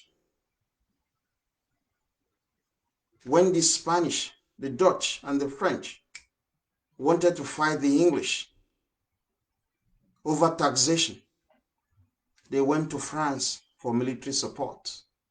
That was how they were able to defeat English in what is called American Revolution. Without the support of the United States of America, England wouldn't have been able to defeat Hitler. Do you get that? We need allies. We need the support of the United States of America to bring the bacon home. Without that, we will be fucked. I apologize for my language because young people are watching us. Without that, we will be miserable. So there is another thing that is going on now that is going to be akin to what happened in 1993. We have another minority in power, in person of Buhari. It's a Fulani minority. If you look at his first time, he walked against Tinubu. Everybody knows this. But the second time is a little bit better off. He can walk against Tinubu as the president of Nigeria. That is what they will be doing, of course. Tinubu is conservative. He has always been advocating for a return to regional government. He's the only one that has been speaking about this for years. We respect him for that. The English don't want him to be president of America. When the English police were interviewing me last year, they asked about Tinubu, whether he's the one funding me. They asked about General Lani Akinriyade. They asked about Alaafin of Oyo. They asked about Ààrẹ Ọ̀nà Kakanfò. They asked me all of them about them. We know the English would not want a full-blooded Yoruba to be president of Nigeria because they know through him we will return Nigeria back to regional system of government and we will prevail. But we are one step ahead of them in their game because minority have been ruling us since 1960 in Nigeria. This was the exact thing that happened in South Africa. Because before I speak about this system called Apartheid, let me warn President Buhari very clearly. The game has changed. Fulani will not be president of Nigeria from 2023. No. A Yoruba citizen will be president of Nigeria, and that person that we desire is Tinubu. You can have all promises, all arrangements signed with the irresponsible English that want to continue to suppress Yoruba. Lagos is the battleground. Yes. You Fulani minority, you control our waterways in Yoruba land. From Lagos to Ogun, to Ondo, to Ishekiri land, you control it. You control all our custom commands in Yoruba land, 11 custom commands that we have. Apapa Custom Command, Tinkerport Custom Command, Tinkerport 2 Custom Command, Limpon Custom Command, Lagos International Airport Custom Command, Ogun Custom Command, Oyo Osun Custom Command, Ekiti Ondo Custom Command, Kogi Kwara Custom Command, in Lagos Industrial Custom Command, and one other. You control everything. You control our airports in Yoruba land. You control our prisons. You control everything. We are willing to destroy everything. Yes. London was destroyed too. Paris was destroyed too. Hiroshima and Nagasaki, they were destroyed too. During the American Revolution, New York was destroyed too. everywhere. Without the destruction of Lagos, we will never be free if these people will not do what is right from 2023 and allow peaceful transfer of power to the majority Yoruba so that we can make Nigeria great by returning the country back to regional government so that Igbo, you be on your own and develop your space. You control your police, you control your military, you control the resources in your space for your own development. So that you, Hausa Fulani, you do the same thing. The good people in Kanuri will do the same thing. The people in the Middle Belt who are fed up of Fulani killing them will control their respective space. The South will be able to manage their crude oil and other resources which they have. And we Yoruba will enjoy peace and tranquility, economic progress and development. We are going to change Nigeria, but we must rule you. The same way white rule over African America and the United States and the English rule over Scottish in the United Kingdom. Because we are the majority. We will never accept minority Fulani ruling over us anymore. The power of the presidency of Nigeria is too serious, too powerful to ignore. If you do not allow us to rule, there's nothing your friend in England can do. We will shut down Lagos. As a matter of fact, I was privileged to a proposal on Third Mainland Bridge. We want to blow up that bridge because Babangida deliberately built that bridge to stop us building Ikorodu port. Because of that Third Mainland Bridge, big ship cannot dock in Ikorodu port because Awolowo envisioned that port will serve the Ikorodu industrial area. So ship coming from America, from Japan, from China, from everywhere will be able to go down to Ikorodu. But because of that bridge, the ship cannot pass, so we cannot build that port in Ikorodu. We can't complete it. It has been abandoned. So it is even a matter of urgency that we blow up that Third Mainland Bridge and we will rebuild it. If you refuse us to rule, Third Mainland Bridge is coming down. You have to use what you have to get what you want. So folks, there is a problem that has been identified. What happened in 1993 is likely to be the case in 2023, but that is what will bring about war.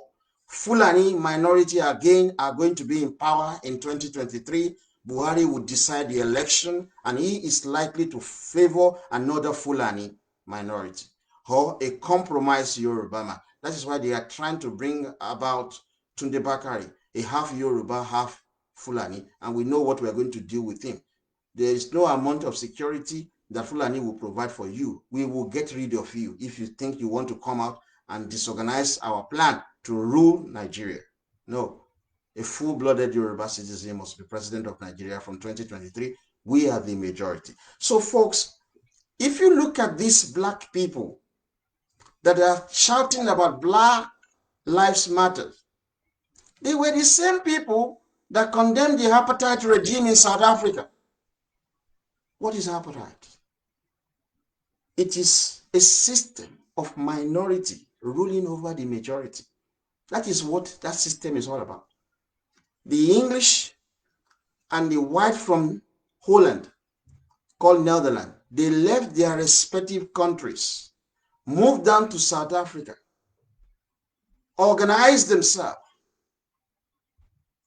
get access to sophisticated weapons.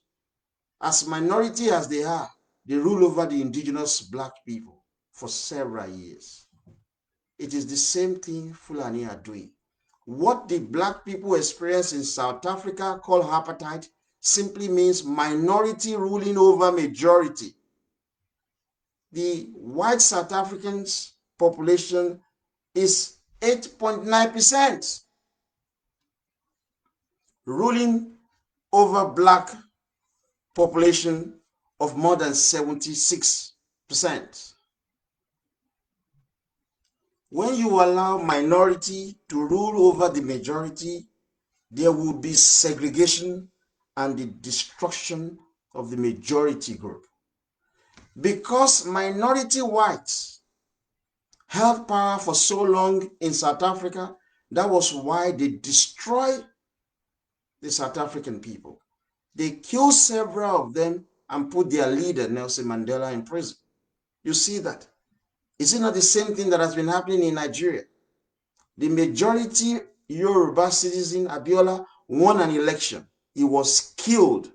He was killed by minority Fulani. He was put in prison by minority Fulani. His wife was assassinated by minority Fulani. And 16,000 Yoruba children, men and women were killed by minority Fulani. It was the exact thing the white people did in South Africa. They were minority, 8.9% of the population of South Africa, and they were killing black people in South Africa, putting their leaders in prison. During the time of the apartheid in South Africa, in which white minority at 8.9% of the population ruled over the black people at 76% of the total population. It is what has been going on in Nigeria since 1960. Minority Fulani ruling over majority Yoruba. What we are experiencing is apartheid. It's the same thing. But the entire black people, black people are actually the real racists. They rally around and say that this system must come to an end. Minority white cannot come from their space and rule over indigenous people in South Africa.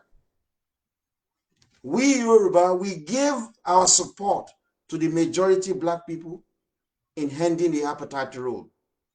We protested on our streets across Yoruba land against the minority rule over the majority rule in South Africa. We gave our money and scholarship to black South Africans. We campaigned to free Mandela. We did not do all of this because we are black. No, we did it because it was wrong for the minority to rule over the majority. We were not concerned about the skin color of the white people of South Africa.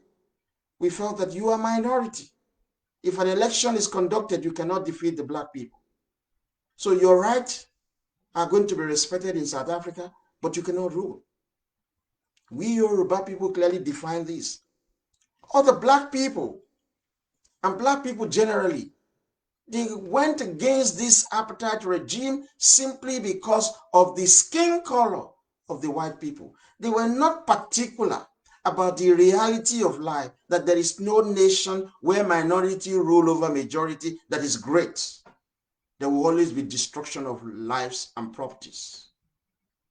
That is one thing that African people are still missing. That is why we have endured the nonsense of minority Fulani doing in Nigeria. How can minority people rule over majority?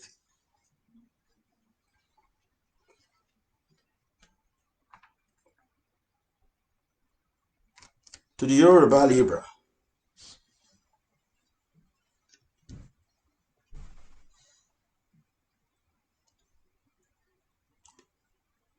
have you ever spoken out against the minority Fulani ruling over the majority Yoruba in Nigeria? To Edo people, to Urobo people, to Ijaw people, to Kanuri people, have you ever spoken out against minority rule of Fulani over the majority Yoruba in Nigeria? But people like you spoke out against white minority rule over majority black in South Africa. Then after that, you went to sleep. You do not see the action of Fulani as one and the same with the action of the white minority in South Africa, because you see the skin color, and that makes it wrong. It is not the color of our skin that should influence our decision. It is justice that must influence our decision. That's why I keep saying that you can't tell me not to like Caucasian people. You cannot dictate to me who is my friend or who I call upon for support. I have to think about self-interest. Self-preservation matters. We must think about justice at all times. If it is wrong for minority white in South Africa to rule over majority black, in South Africa, it is equally wrong for minority Fulani to rule over the majority Yoruba in Nigeria. What is wrong is wrong. But the horrible Yoruba liberals and liberals across the world are taking cognizance of skin color in every decision they want to make. That's why they want us to hate every white people, when only the French, the Germans, and the English ever participated in the colonization of the Yoruba people. The Russians never did. The Polish never did. People from Lithuania never did. People from Bulgaria never did. People from Greece never participated in enslaving us. And these are white people. But you want me to hate them. You want us to hate them because of the action of irresponsible English colonial thugs who came into our space and messed up our civilization. No, we can hate people because of the color of their skin. No way. We have to speak about justice at every given point in time. It is time for you, Yoruba leaders, to speak out against the injustice in your own country and pay less attention on other people's problem. You have to. What is going on in Nigeria is apartheid. What Fulani are doing in Nigeria was exactly what the minority white people did in South Africa. How can you be blind to skin color? But you open your eyesight because the minority white in South Africa, because they have white skin, you consider their actions of ruling over majority South Africa to be wrong. But you are blinded to the minority Fulani ruling in Nigeria. You are horrible. You are the real racist. And you should be ashamed of your action. You should be ashamed. After George Floyd, an African American was murdered by a white police officer. We read loads of social media posting from the Yoruba liberals asking the white to stop the killing and hatred over the black and allow them to breathe in the United States of America. Really? My elder brother was a victim of what happened to George Floyd. My elder brother was a victim in Yoruba land. He never lived in Igbo land. He never lived in Hausa Fulani land. My elder brother lived his life in Yoruba land. But he was shot and killed by 3 police officers. I saw his brain and I said to him in his dead, lying down on the floor, that we will fight.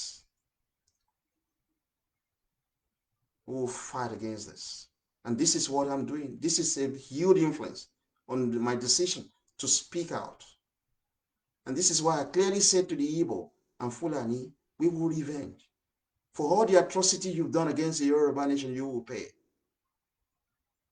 My elder brother was not living in Igbo land. Like I said, he wasn't living in Hausa Fulani land.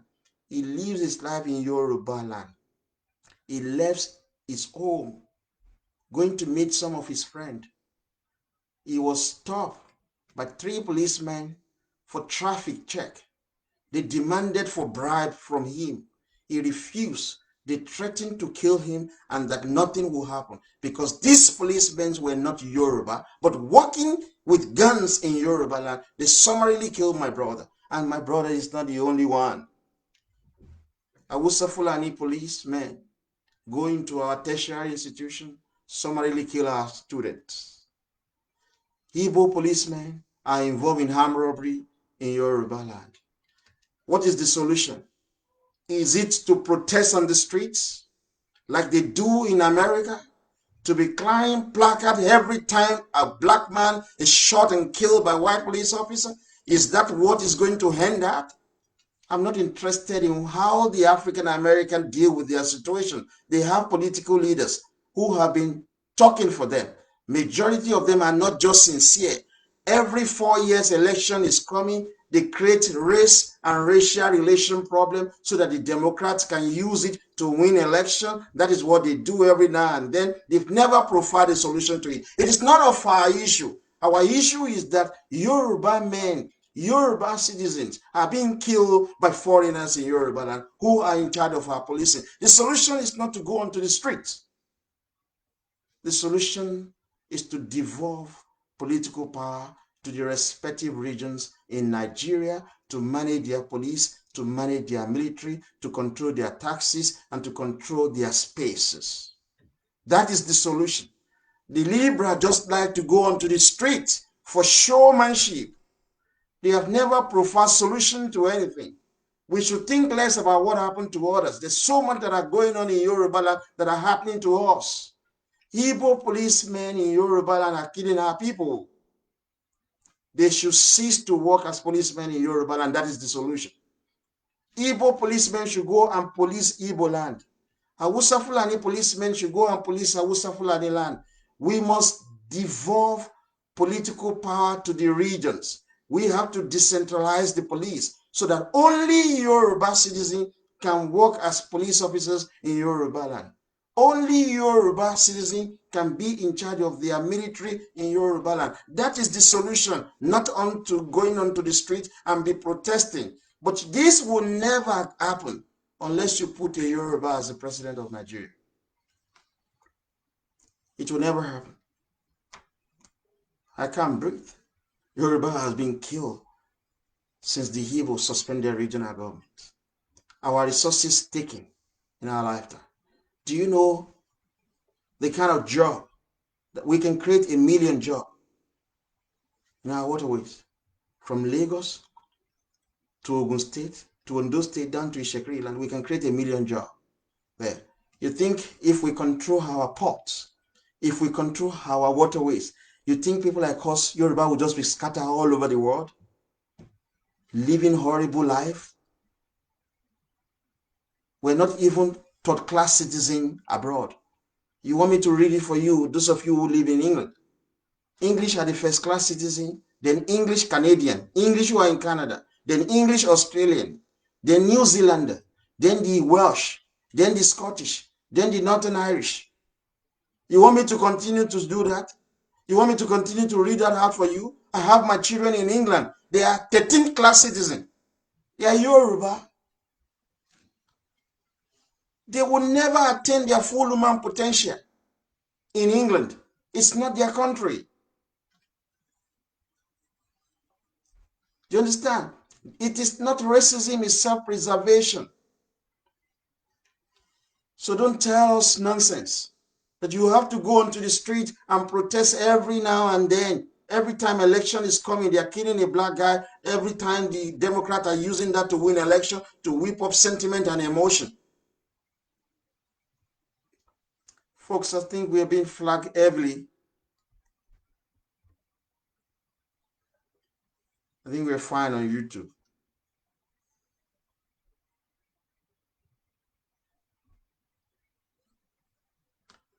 I think we're back, guys. We are being flagged, so you help us.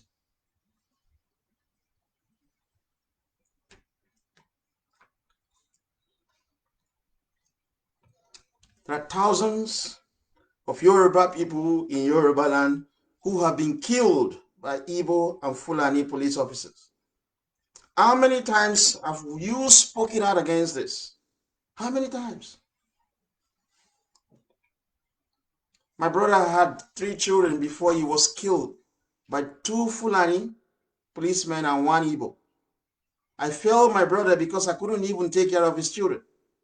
If my brother was to be alive, his children would have gone to one of the best universities in Yoruba land, if not in the world. But their father was taken away from them because of the unitary police that we run. It's like you put guns in the hands of the Scottish to police England. They will kill a lot of English. That is the kind of system we're running in Nigeria because minority rule over the majority Yoruba. So if we take the presidency in 2023, we will end this nonsense that is going on in Yoruba land. The question that I've always asked myself is this: why is it that the Igbo people are not interested in policing Igbo land? Why are they interested in working as police officers in Yoruba land?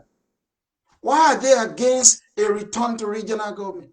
Why are they against the decentralization of the police? Why are they against the decentralization of the military? The same question is applicable to Hausa Fulani people. You know why? They want to suppress you, Yoruba.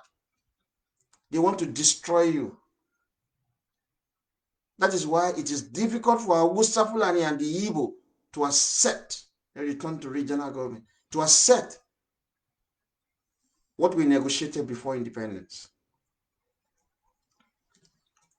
To the Yoruba liberals who are supporting African America because of what is going on in their own space, have you ever spoken out against false allegations of fraud made against Yoruba young souls who are in our universities?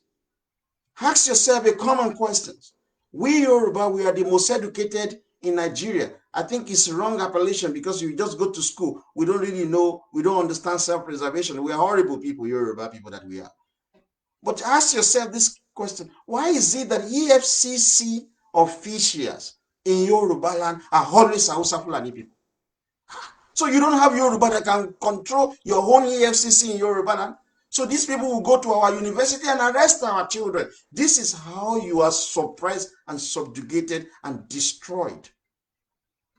How many of you Yoruba leaders that are shouting about what is going on in America, how many of you came out to reject the unitary system, to reject the unitary police, to reject the unitary military system that we are practicing? They go to, this is what I was observing the first time when the police stopped me from speaking on social media. I was reading about the arrest of young Yoruba, and I noticed one occurrence when they are arrested by EFCC officials who are in Yoruba land, but these EFCC officials are Hausa Fulani people. They will take our children to the High Court in Abeokuta, in Ibadan, and in Lagos. The judges will be Hausa Fulani too. In Yoruba land, your life is, I don't want to use foul language because a lot of young people are watching me, I've been told. We have been suppressed. In Yoruba land, our judges are not even Yoruba people. In Yoruba land, our police are not even Yoruba people. In Yoruba land, our military are not even Yoruba men and women. How do you define slavery and colonization? It's the exact thing that the English did to us, that the minority Fulani and Igbo are doing to Yoruba now. Our situation in Yoruba land is far worse than any other nation. What we face in Yoruba land, African Americans are not facing it. Yeah, we face terrible situation in Yoruba land. All of us are just running away. How many Hausa Fulani do you see on the street of London, on the street of Paris, on the street of New York, doing cleaning job, doing care work, working as a social worker, working as a healthcare worker, cleaning hospitals, cleaning toilets, working as security guard, driving buses in all of these cities? How many Hausa Fulani have you come across? But you see Yoruba people doing all these shit horrible jobs. Because Fulani and Igbo have appropriated our wealth in Yoruba land. So our people are running away, running away. Our children that we have abroad, they don't even know their grandparents. They are not even close to their grandparents. Their grandparents die terrible death because they cannot even see their children. Those at home are living horrible life. If I show you the statistics that has been released by the Nigeria Bureau of Statistics of children ages 0 to 17 years who are not living with any of their parents, you will be shocked. Yoruba has the highest number. We're still working on that. So I cannot speak authoritatively on that research. Yoruba children are no longer living with their fathers. You know how many relationships that has broken up because the husband is in London, the wife is in Lagos. Unity system has actually destroyed the Yoruba nation. We will speak on that research, or we made a post about it.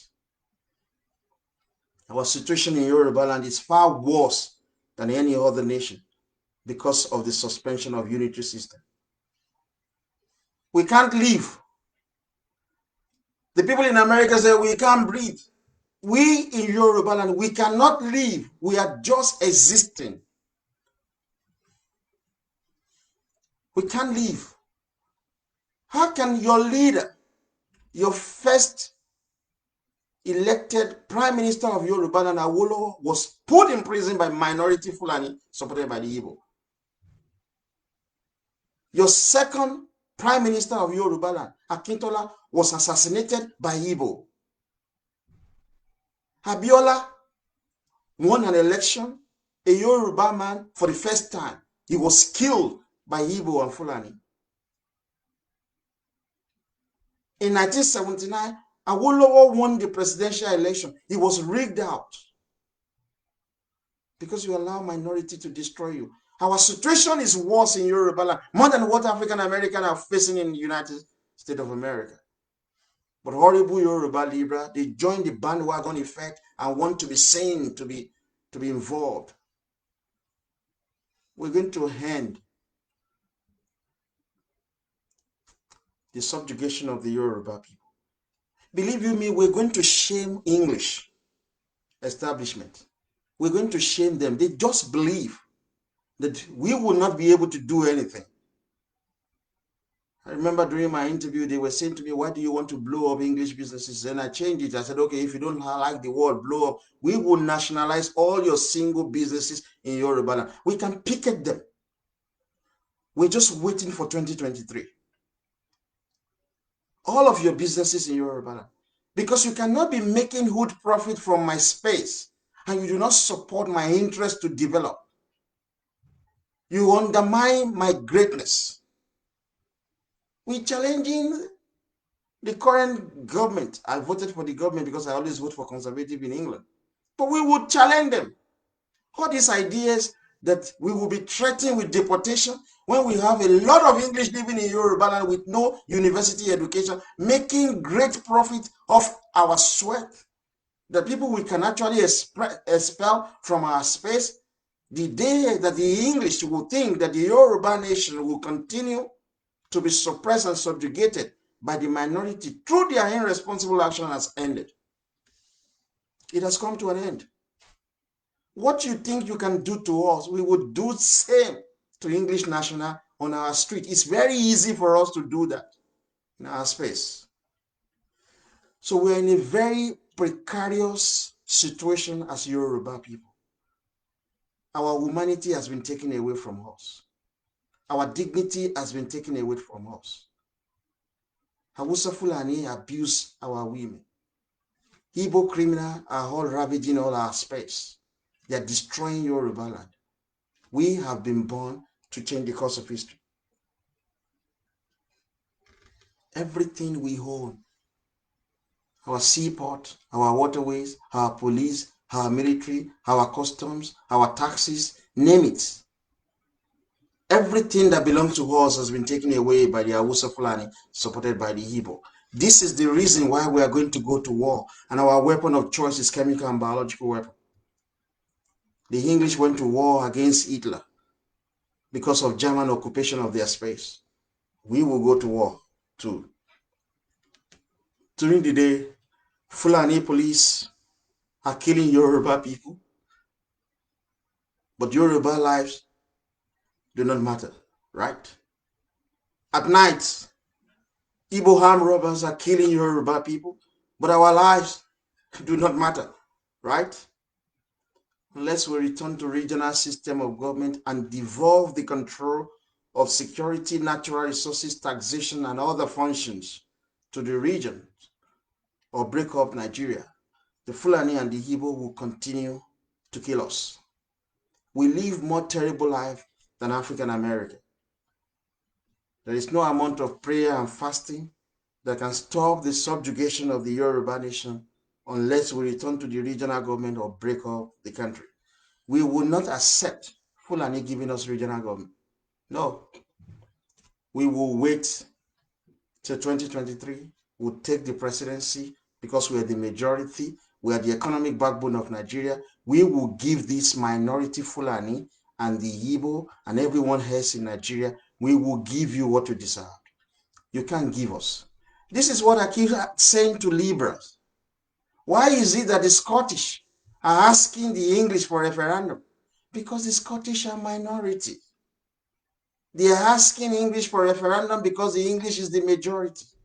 So why should we, Yoruba, be asking minority Fulani for a return to regional government or the breakup of Nigeria? These guys are minority. They should ask us. They should look up to us. They should be very respectful of us because we are the people that are feeding everyone in Nigeria. Look at Nigeria the way it is today. Think of one thing alone in Igbo land, that if you destroy it, will have an impact on the entire Nigeria. There is none. Look at the way Amana Hausa Fulani land is today. Look at it from Sokoto, Kano, Kaduna, Katsina, Kebbi, Zamfara, and Jigawa state. These are Hausa states. Look at all of these 7 states that I've mentioned. Name one thing, one infrastructure that can be destroyed that will have an impact on the entire Nigeria. None. So these people do not have the economic power. If you do not have the economic power, you cannot dictate politics. That is how it is done. Igbo has no infrastructures in Igbo land that can be destroyed that will have a negative impact on Yoruba nation. Likewise, the Hausa Fulani people. But if you blow up Lagos International Airport, the entire Nigeria will shake. If you blow up Apapa Wharf in Yoruba land, Igbo and Fulani will go down. If we blow up Tinker Port, it will have an adverse effect on the Igbo nation and Hausa Fulani nation. If we destroy the Lagos Stock Exchange, the entire stock exchange in Nigeria will go down. We are the economic power. These guys are minority. They have not the economic power, yet with the support of the irresponsible English establishment, they have had power over us for far too long. It is because we allow minority to rule. That is why today MKO Abiola is not with us. That is why today Kudirat Abiola is not with us. These are people that should be in their old age now. They were killed when they were young, when they were very young. They were killed by Fulani and Igbo. It is our generation that will take revenge. So Yoruba people, we must think Yoruba first. In thinking Yoruba first, you must look about economics, politics, court and police, media, and education. These are very important. Our socio-economic condition is our power, Yoruba people. Everything that belongs to us has been taken away from us. All the jobs in Yoruba land, federal government jobs, it is Hausa Fulani who are controlling it. So we have no socio-economic power. They take away our economic power and control the power of our wealth. The wealth that we produce in Yoruba land, Fulani control it. They take all the taxes and the income that comes with it and the money that comes with it. All the taxes we pay in Yoruba land, everything goes to Abuja. Fulani takes it. They don't have the economic power. We have it. Without shutting down Lagos, Fulani will continue to say they are the powerhouse. They are bold. So Fulani threatens us, saying that they are going to destroy Lagos. How can you destroy something where you are eating? Look at Muritala Mohammed International Airport, which was originally Lagos International Airport. That airport makes $140 million US every year. All of this money, we benefited nothing from it, Yoruba people. Fulani takes all this money, move it to Abuja to develop their space. If we blow that airport up, Fulani will be the greatest loser. Apapa will generate 6 trillion naira. These are our economic power as Yoruba people. 6 trillion naira every year. Fulani takes all of this money and use it to develop their space. That's why I'm living abroad, living miserable life. That's why a lot of Yoruba are abroad, wasting away, because the taxes and revenue we generated in Yoruba land, these are not benefiting us. So if we blow up Apapa Wharf, it is Fulani that will lose 6 trillion naira. Tinker Ports generate 4 trillion naira. These are money that they will never declare. Tinker Port 4 trillion naira every year. Fulani takes all this money to Abuja to develop their space because they control the presidency. If you blow up Tinkaport, Fulani will be losing 4 trillion naira. Fulani gain over 1.5 trillion naira from the Lagos Stock Exchange. If we blow that place up, everything is finished for Fulani. They don't have the economic power. Ask yourself this simple question. What exactly is in Igbo land? Nothing. What exactly is in Awusa Fulani land? Nothing. People with no economic power should not dictate to those who have the economic power. If we shut down Lagos, we will shut down the entire Awusa Fulani land. These people kill MKO because we allow them to control the presidency.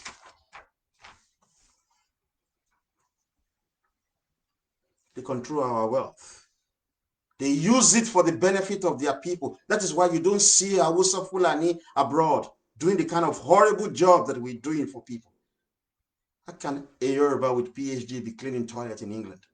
A Yoruba with master's degree be working as a security guard? Something is inherently wrong with our brain. Do you need such a level of education for you before you can work as security guard? You need PhD before you can work as Kiara? We must be horrible people if we do not realize that we are being suppressed as a people.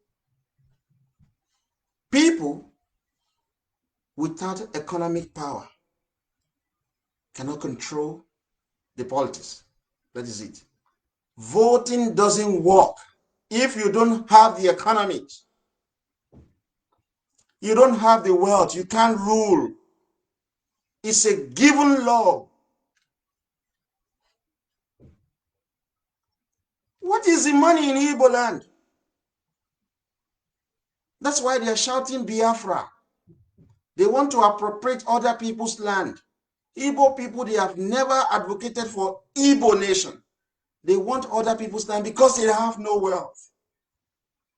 Fulani will say that we are one Nigeria. Nigeria is not negotiable because they control the presidency. They have nothing. People with no economic power have no voting power. They cannot dictate who governs. It is you with economic power that can dictate. Imagine the horrible English establishment. They will send their navy and their army and everybody to come and dominate us in Nigeria if we go to war. But Yoruba land is our space. So the English will come with their weapons to support Fulani if we want to fight for our freedom. But because Yoruba land is our space, we know everywhere. We blow up everywhere. They will run. And we need to get the support of the United States of America. So folks, when it comes to politics, voting doesn't work if you don't have the economics. You don't have the wealth. You can't govern. Fulani has no wealth.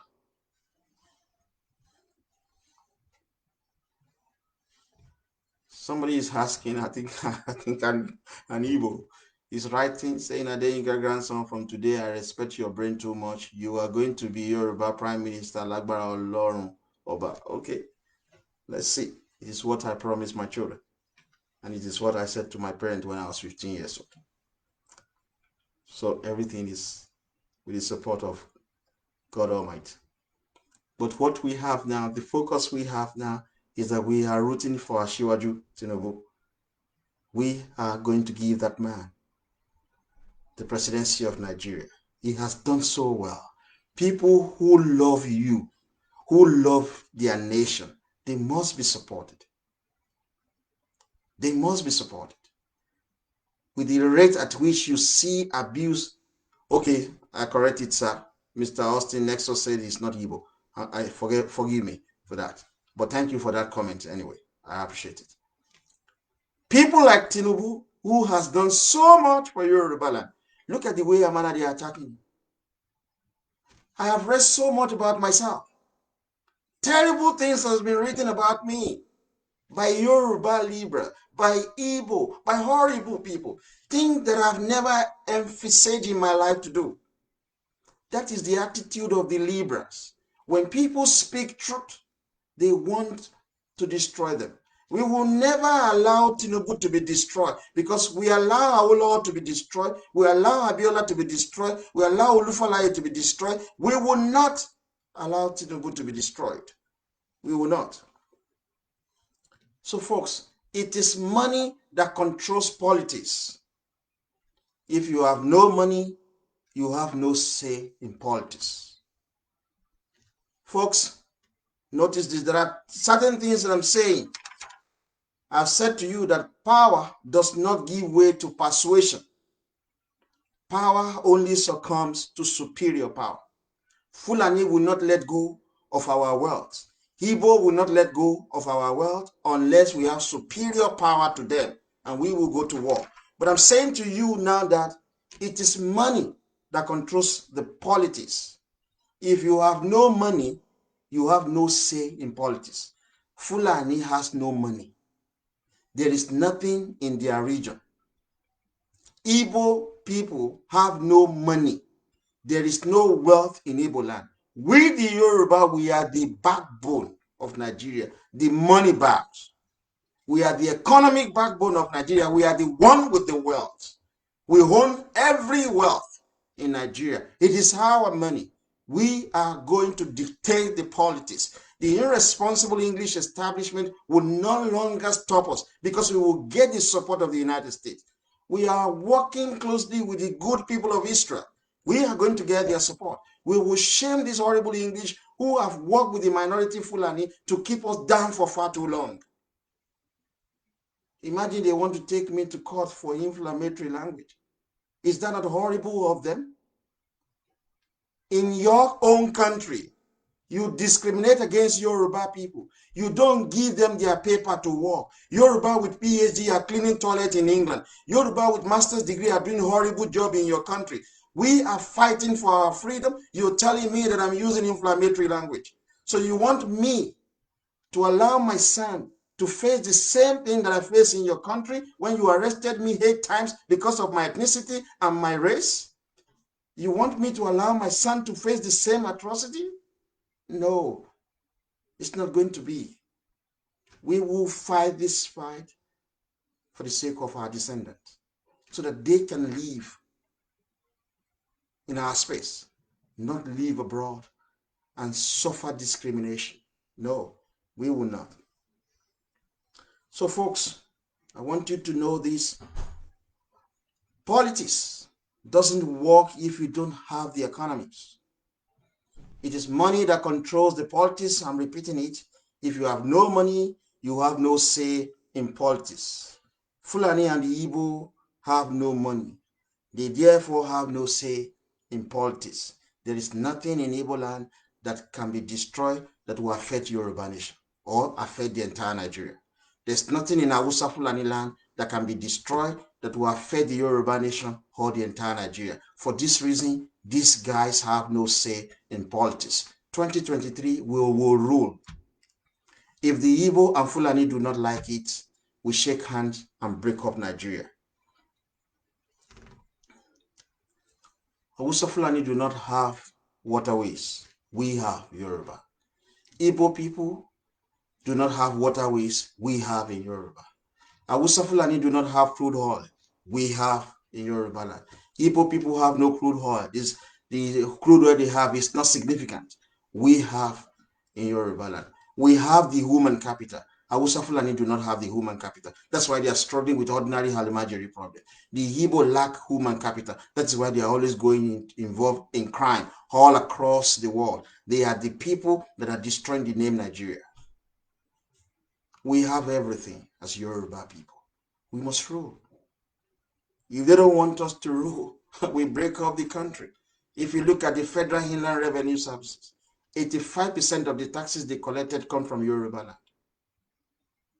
Capital gain tax, income tax, value-added tax, education tax, withholding tax, stamp duty, information technology, luxury goods, tax on luxury goods. We, Yoruba, are the one generating 85% of the taxes collected by the Federal Inland Revenue Services in Nigeria. Fulani are not doing anything much. Igbo are not doing anything much. These guys cannot rule. They cannot dictate the politics. They don't have the money. We have the money, and Lagos is the battleground. If we do not shut down Lagos, believe you me, they will kill another of our leaders. They will do it. And they want to kill Tinubu. So we are going to shut down Lagos.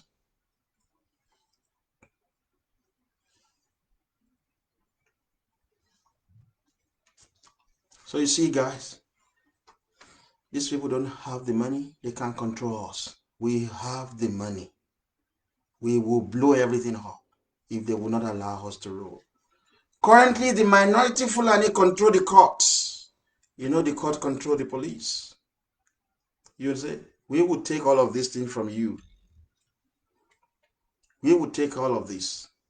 So if you go to court, as Yoruba people, you see Fulani there, they dictate the kind of justice that you get. They put our people in prison. They suppress and subjugate us.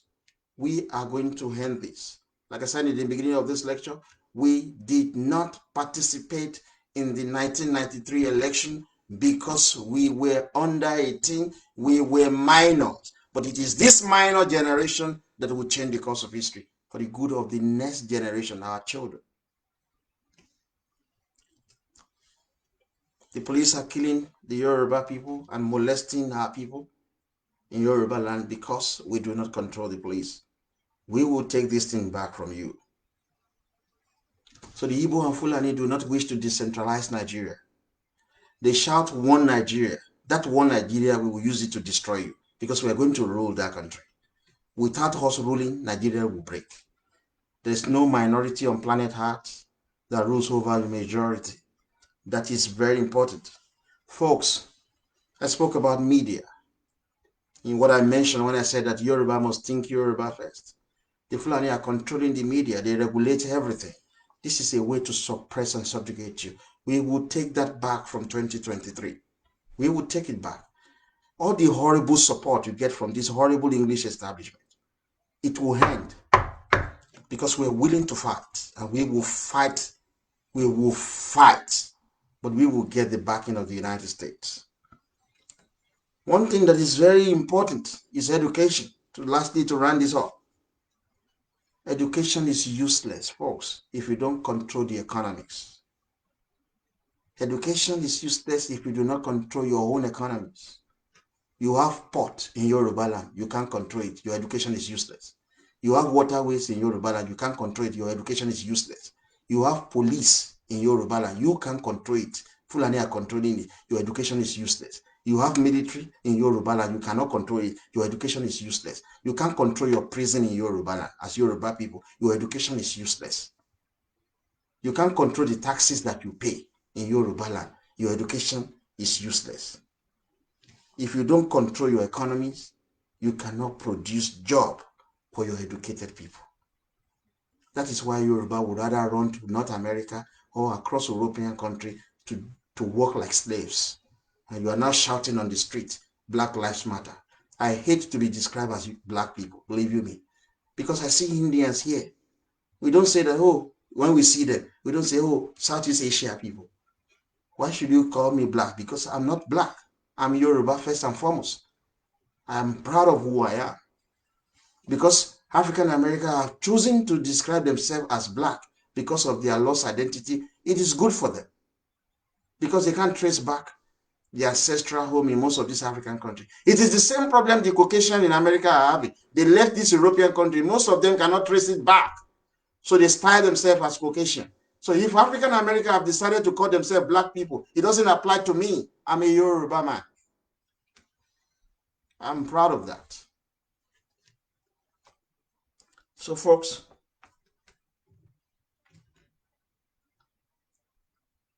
we missed it. Our parent generation missed it in the past.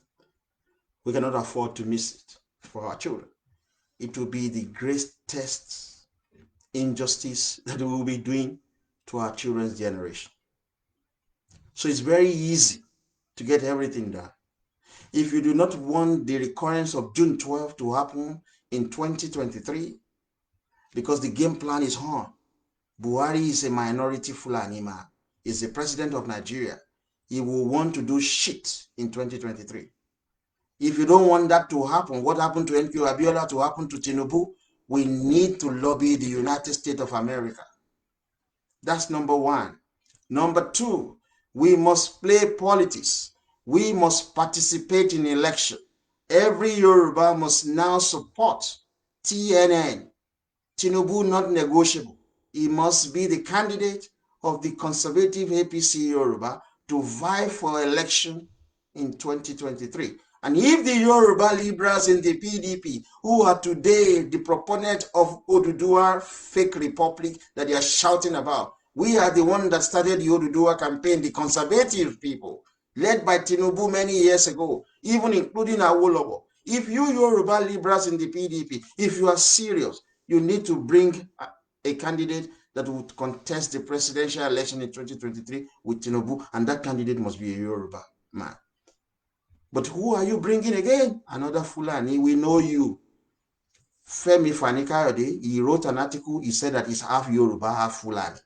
So the nonsense that guy is doing, Kojawaloju, you understand? We are challenging you, all the PDP Libra. We have to participate in this election coming up in 2023. Bring your Yoruba candidate from the PDP. And to the Yoruba conservative, we are the economic backbone of Nigeria. We own the wealth in Nigeria. And it's all low. So 2023, if they would not allow the conservative Yoruba to rule Nigeria for the first time, we're going to blow up Lagos. We will shut down the entire Lagos, as it were. Everything is going to come down. It is the battleground. And we will prevail. We will prevail for God and country, for our descendants, and in order to make Yoruba land great. Today, we remember how the Yoruba, 16,000 Yoruba children, women and men, they were killed by the Hausa Fulani and Igbo 27 years ago. In 3 years from now, it will be 30 years that these people were murdered. We will give you the presidency of the Yoruba nation come 2023 for the first time, and that person is Tinubu. Thank you very much, guys. I'm very grateful. And then I will just lose this opportunity to read some of your questions if there are something I could answer. Otherwise, I'll have to call it a day. Okay, guys. I've been told by my uncle that we should end this. So thank you very much. I can see you, Mr. Folai, is grateful. I really appreciate the research you did, which was part of what we used for this speech. Thank you very much. Yeah, we are live on radio. Our radio station is live as I'm speaking to you. We're always live 24/7, and we do a lot of fantastic program. We're speaking about health. We have program for tourism. We have program about Igbo. We have a lot of program. We'll be talking about infrastructures. That's part of the radio program because we have an anchor here.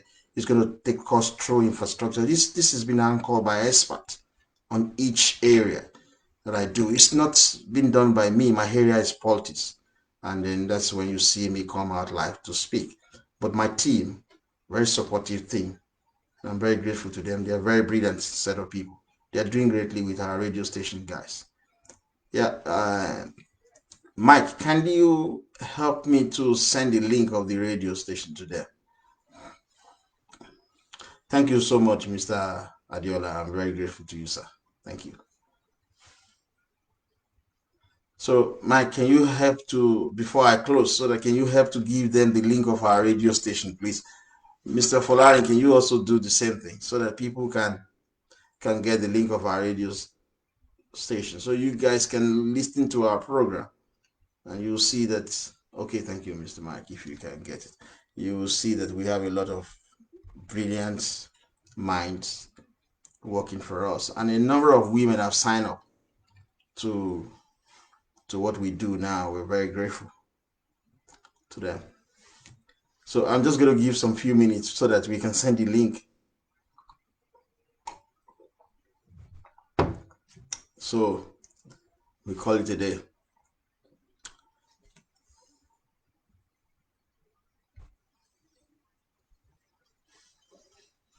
Okay, guys. Sorry, guys. Can you help to send a link so that we can end the program? So I'm just waiting for you. Yeah, they Iron Eagles. They will give you the link to donate if you want. You're asking how we can donate. Okay, thank you very much.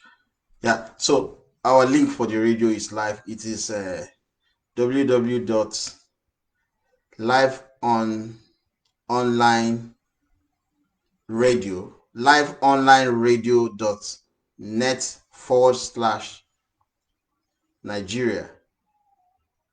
And there are some. These are not complete anyway. So guys, can you just send this to them on Facebook as well? I can't come live on Facebook profile. We're using my Facebook page because Facebook, Igbo reported our videos on sexual politics. They reported a lot of my postings because they don't always like the truth.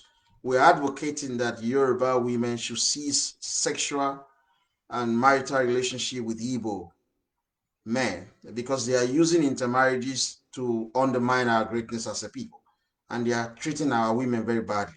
So we don't want that.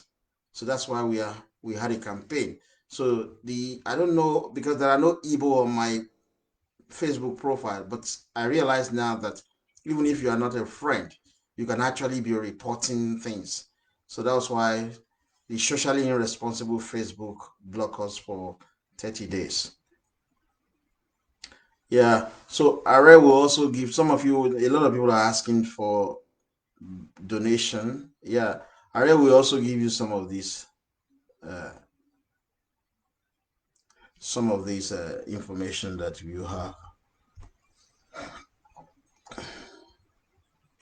Yeah, okay. Somebody has done that for us on Facebook. We have a radio program. It's 24/7. Very beautiful. Guys, we just working. We want to get a lot of things done because the deadline is 2023. We believe that Nigeria will be at war at that time. But before you go to war, you need to know why you're fighting. You can't just go to war and then just for fun. No. The subjugation is too much. If we do not end it, our children now will do the same thing that we're doing now. So we have to end it. And I'm very grateful to all the young people that are watching us at home. I have been told that. So, guys, can I now go now because we have passed our time? So, so okay. Somebody is asking for account number. No, no, I can't go now because people are asking for that information. I think Are is very busy. So, guys, okay, Are has sent the account number now as well.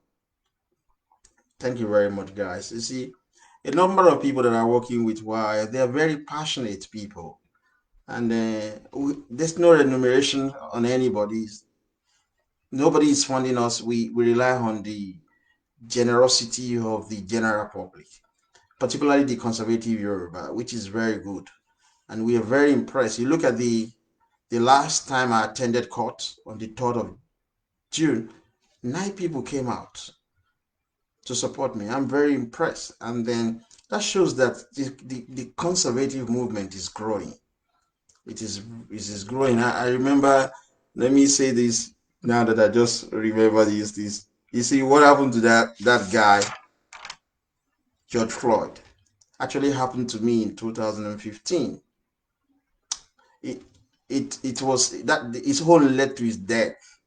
The police beat the hell out of me on the 8th of September 2015. Thames Valley Police. They broke my lower limbs, they fractured my eye socket, they had my back. One officer had my back and another one was pumping blow on my chest, hitting me big time. They wanted to kill me. So the other one, after I've lost consciousness, they grabbed my head, slammed my head on the table, and I wrote up, blood was gushing out from my nose, and they took me, slammed me on the wall. Thames Valley Police, I sued them. That's what they did. And they have done that because of my ethnicity and my race. I told them this. And they actually threatened me with deportation. But I said to them, look, there are enormous number of English nationals who are inferior. They have no education. They have no university degree. They're making hell out of money from Yoruba. We will deal with them in return to what you think that you can just do to us. You think we don't have alternative to England?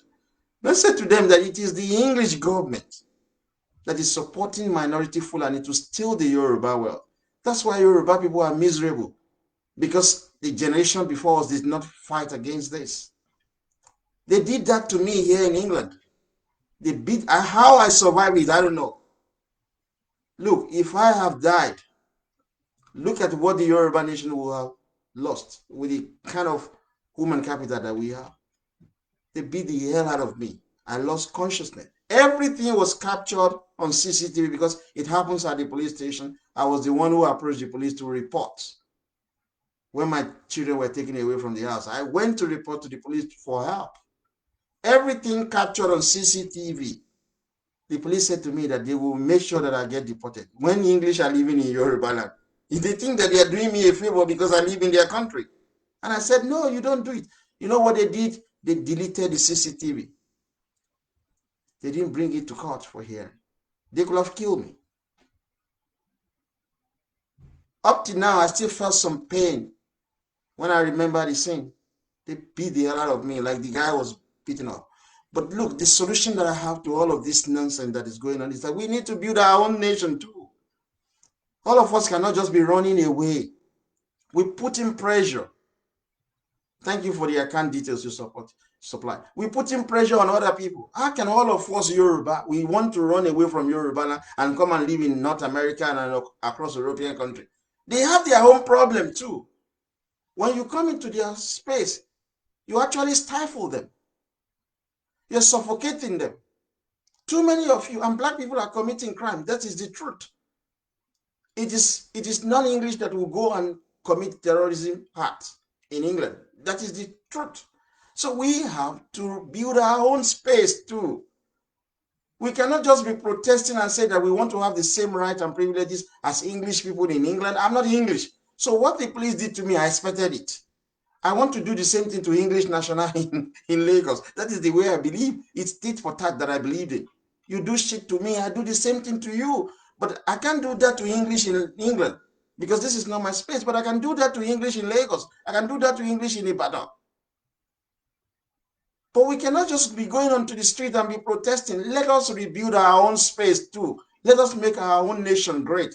But we will never be able to rebuild Yoruba land and make it great under unitary system. We will always be suppressed and subjugated. It is the unitary system that is the problem. This is what I don't think the liberal get it. They just condemn individual. No, the system is bad. You buy pure water and agbado or boli. So you heat your agbado and you step it down with a sachet water. There's no street bin because the VAT you paid on your agbado and sachet water has been taken to Abuja. So there's no street bin. So you have to put your sachet and your shuku agbado, you just drop it on the road. This go into your drainage and your drainage will be blocked because there is nobody to pack this because there is no street bin. So there will be erosion and it will break, it will cause breakdown of homes and other properties. You see the multiplier effect because your taxes that you pay from buying that pure water sachet and agbado, your taxes has been taken away. Your VAT has been taken away from your Yoruba land and it has moved to Hausa Fulani land. That's why we don't have street bins on our roads. So that's why nobody is paid to clear your drainages. Look at what is happening in our airport. Over 25,000 commercial planes fly through Lagos International Airport to different destinations of the world. Our airplanes are emitting CO2 emission, killing people across Ikeja, causing lung disease, causing cancer and everything. But the $140 million generated from that airport goes to Abuja to develop Hausa Fulani land. So people who emit CO2 emission in Ikeja and its environs are dying. So Mama Sokoya Jekon ti ṣe wọ́n. Baba Osho kan ti pa wọ́n because they don't have free healthcare. That money generated from that airport should have been used to provide free healthcare for everybody in Yoruba land, but the money is going to Abuja. That's why we live miserable life. We live miserable life. You go to hotel, you pay VAT. You go and eat in restaurant, you pay VAT. You buy clothes, you pay VAT. These are stupendous wealth, but they will take everything from Yoruba and move it to Abuja. How do you want to sustain your society? It's horrible, folks. We will find time to talk more and more and more about this. But what is very important is that we targeted 1% Yoruba population. What the Young Yoruba for Freedom has done is that we, on record, we have about 10% Yoruba population that are aware that we are being subjugated by minority Fulani and the criminally minded Igbo. And that is a great work we have done. Thank you very much, and thank you to all staffs of WIFE. We're very grateful. We will find time to see you another time. Not long, because we're starting another campaign very soon. Cheers, guys. Bye.